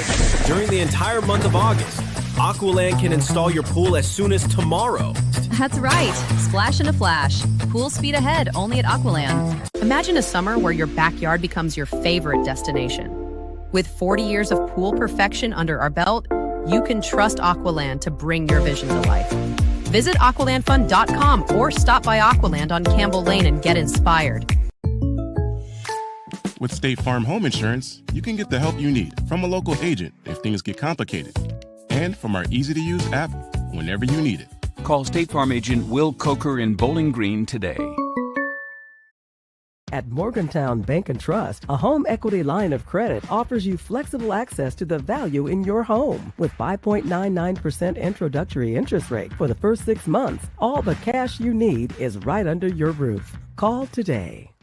Beat the heat with the big summer sale at Don Franklin Kia. For a limited time, get up to $5,500 off MSRP on select 2025 Sportage models, or get up to $10,000 off MSRP on select 2025 Sorrento models. Plus, Don Franklin's 10-year unlimited mile powertrain coverage is available for certified pre-owned makes and models. With dealerships all across the Bluegrass, our trusted family is here to serve all of your auto needs, Kentucky. Hurry into Don Franklin Kia, driven by family. Welcome you back here to Greenwood High School for the wrap-up for the Cole Lumber Bowl. And it's game number 2 that just came to a conclusion here. The Gators bring home the win against the Westmoreland Tennessee Eagles 26-6. It's a Kentucky-Tennessee split between the two games here this afternoon, the Cole Lumber Bowl, with Greenwood taking the win in this one. And in game number 1, it was Station Camp, Tennessee, the Bison, taking home a 48-6 win over the Allen County Scottsville Patriots. And you can see off to the right side of your screen, the Gators are going to hopefully look forward to carrying this momentum throughout the rest of their season and off a big offensive performance through a long list of guys that we're going to run you down through some of these offensive. In that first half, 120 total yards for the Gators, 2 touchdowns. Fortunately for them, a missed extra point attempt on that, and 1 they would have for each of those opening halves. So 120 yards in the opening half for Greenwood, and combined they would end the entire game with 269 total offensive yards, 3 touchdowns, and ironically 2 missed extra point attempts. Not something you see often. A little bit of chaos breaking down over here on one side of the field, but they got things sorted out. There's a little bit of rustiness on both sides of the field, but it was the Gators who would ultimately come out on top with a near 300-yard offensive performances to go along with 3 touchdowns. Looking over at Westmoreland, they had 73 yards in their opening half of offense that's combined through the air and on the ground. Only 15 yards in that first half through the air, and that came from a singular pass to Aaron Freeman, who hauled it in for a big first down transition. That made up those 73 yards that ultimately led to 2 field goals that would put them at the 6 points that they would end up with. Scoreless in the second half. No successful pass plays, at least from the stats that I've kept from Westmoreland in that second half. So the struggle to get that pass game going. The run game, they relied heavily on their senior Grant Lilly, the running back, to try to make those plays, and even still come away with 134 total yards on the afternoon. Just could not get that offense rolling for the Eagles, and they come up just short with the Gators taking home their first win of the 2025 season, and it comes here at home in the Swamp, 26-6. Hamp, big-time defenders, not just on offense, but also on defense. Man, I tell you what, they should be absolutely proud of themselves, the way they came out here tonight. Like you said, if they continue to play like this and continue to get better, make it their goal to get better and better each week, there's no telling what it is, where they'll end up going. But I'm going to jump to the 2 major players that came out tonight on defense. Casey Coleman, we already expected it. With one of the leading tacklers last year with 66 tackles, he had 10 tonight. Now, our guy Stuart Scott. Oh, boy. Stuart Scott. We said his name a lot. Stuart Scott. Oh, my gosh. He ends the game with 11 tackles and a key interception that was really nice that he had. He comes in with only 20 tackles on the season last year. He's already over half of what he did last year. Gosh. He's showing why he stepped into the shoes that he stepped into, and he's ready to fill them, man. The defense should be absolutely – there's more guys on here that did great things all night long. The defense should be absolutely proud of themselves and the way that they play, and they should keep going into each game like this for the rest of the year. Now, we've talked about some of those key players on both sides of the ball, and you really could have made some kind of an argument that Stuart Scott could have been our player of the game. But before we reveal that player of the game to you, we're going to step aside, take a quick break. We'll look at a couple more key stats, give you a look at both these teams' schedules going forward, and on top of that, maybe a look at our broadcast schedule going forward as well, because we don't have to go far when it comes to next week. But we appreciate you for tuning in. Make sure you stay tuned as we reveal our player of the week when we come back right here on the Don Franklin Bowling Green Kia Game of the Week on the 7 Mountains Sports Network. At Morgantown Bank and Trust, a home equity line of credit offers you flexible access to the value in your home. With 5.99% introductory interest rate for the first 6 months, all the cash you need is right under your roof. Call today. When you bundle home and auto, life can be easier. You choose coverage that makes sense for you, at a price that's right for you, and a local State Farm agent who's there for you. Call State Farm agent Will Coker in Bowling Green today. Man, it's been hot. Wouldn't it be nice if a pool could just instantly appear in your backyard? During the entire month of August, Aqualand can install your pool as soon as tomorrow. That's right. Splash in a flash. Pool speed ahead only at Aqualand. Imagine a summer where your backyard becomes your favorite destination. With 40 years of pool perfection under our belt, you can trust Aqualand to bring your vision to life. Visit aqualandfund.com or stop by Aqualand on Campbell Lane and get inspired. I want to buy this truck, man. This is perfect. It is a beautiful truck. Do you want to see the inside? Is it available? Yeah, sure is. Is it available? I just said it was. Hey, how many miles has it got on it? Just over 30,000 miles. Still practically new. But it's got rain on it. What? Do you want to see the inside? Do you have any questions? No. I have to think about it. Also, it has rain on it.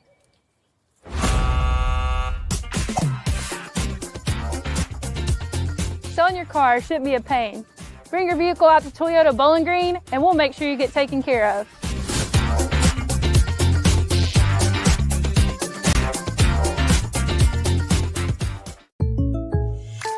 With State Farm Home Insurance, you can get the help you need from a local agent if things get complicated, and from our easy-to-use app whenever you need it.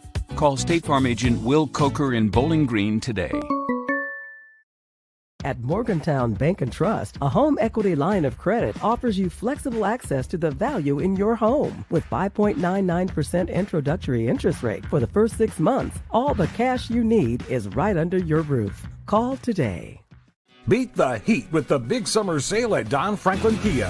For a limited time, get up to $5,500 off MSRP on select 2025 Sportage models, or get up to $10,000 off MSRP on select 2025 Sorrento models. Plus, Don Franklin's 10-year unlimited mile powertrain coverage is available for certified pre-owned makes and models. With dealerships all across the Bluegrass, our trusted family is here to serve all of your auto needs, Kentucky.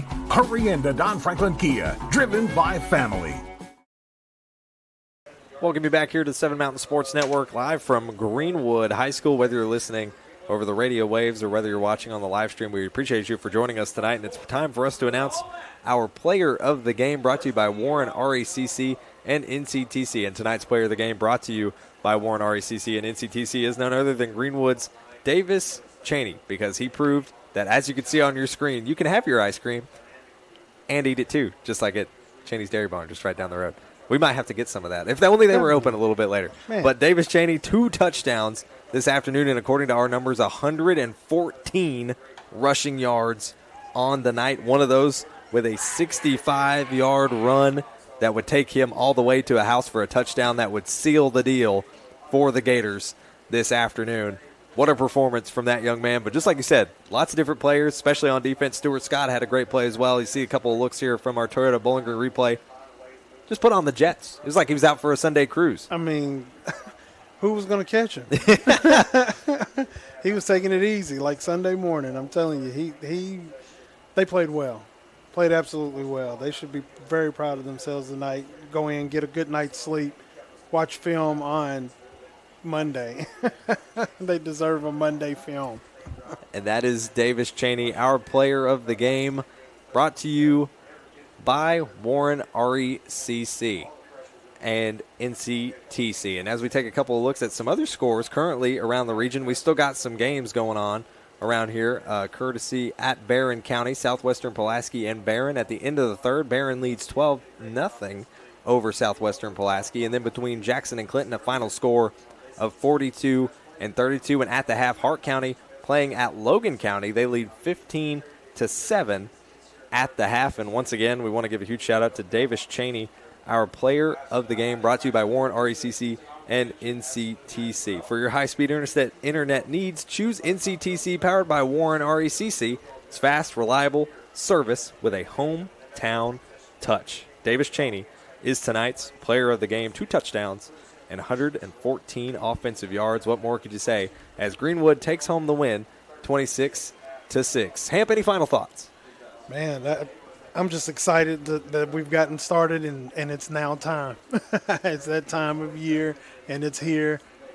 Get ready for some great football right here on 102.7. Well, what a great start to the season for Greenwood, but luckily for us, we don't have to go very far for our next game on our broadcast schedule. We'll be right back here with the Gators for our next game of the week. It'll be right here at home in the Swamp. They will host Warren East, so not a long drive for Warren East. That'll be next Friday at 7 p.m. Our pregame show, if I'm not mistaken, will be at 6:40. That'll be our pregame show start next Friday night. That'll be both on the air and online via streaming, so if you want to tune in for that, make sure to do it. Westmoreland, from here on, will travel next Friday, or will host Macon County High School next Friday on their schedule, and they will continue on from there. It was great seeing this Westmoreland, Tennessee show up, show out. You could see a lot of their young ballers come out here this afternoon. They fall just short to the Gators, 26-6. But we don't have to go far, like we said, Hamp. For our next game on our broadcast schedule, we'll be right back here next Friday night. It's officially football season, and we could not be happier about it. We're stoked to bring you all this awesome coverage all high school football season long, and it wouldn't be possible without the people who helped work this event tonight up on the roof, bringing you all the awesome game shots here this afternoon. Seth Daniel down on the field, Ian Lewis bringing you all the great sideline shots, whether it was from game 1 with Coach Hood and his son Cannon having their special moment, or whether it was all the exclusives that you had from the sideline here during this game number 2 with Greenwood coming out on top. They helped you provide you with that coverage. For my man Big Hamp, it's always a pleasure having you on here. Can't wait to do this season with you. We're going to continue to have a great time. And for Matthew Clark, our producer and our director here this afternoon, I'm Ryan Murphy, wishing you a good night, a good afternoon, and thank you for joining us for this week's Don Franklin Bowling Green Kia Game of the Week here on the Seven Mountains Sports Network. Good night, everybody.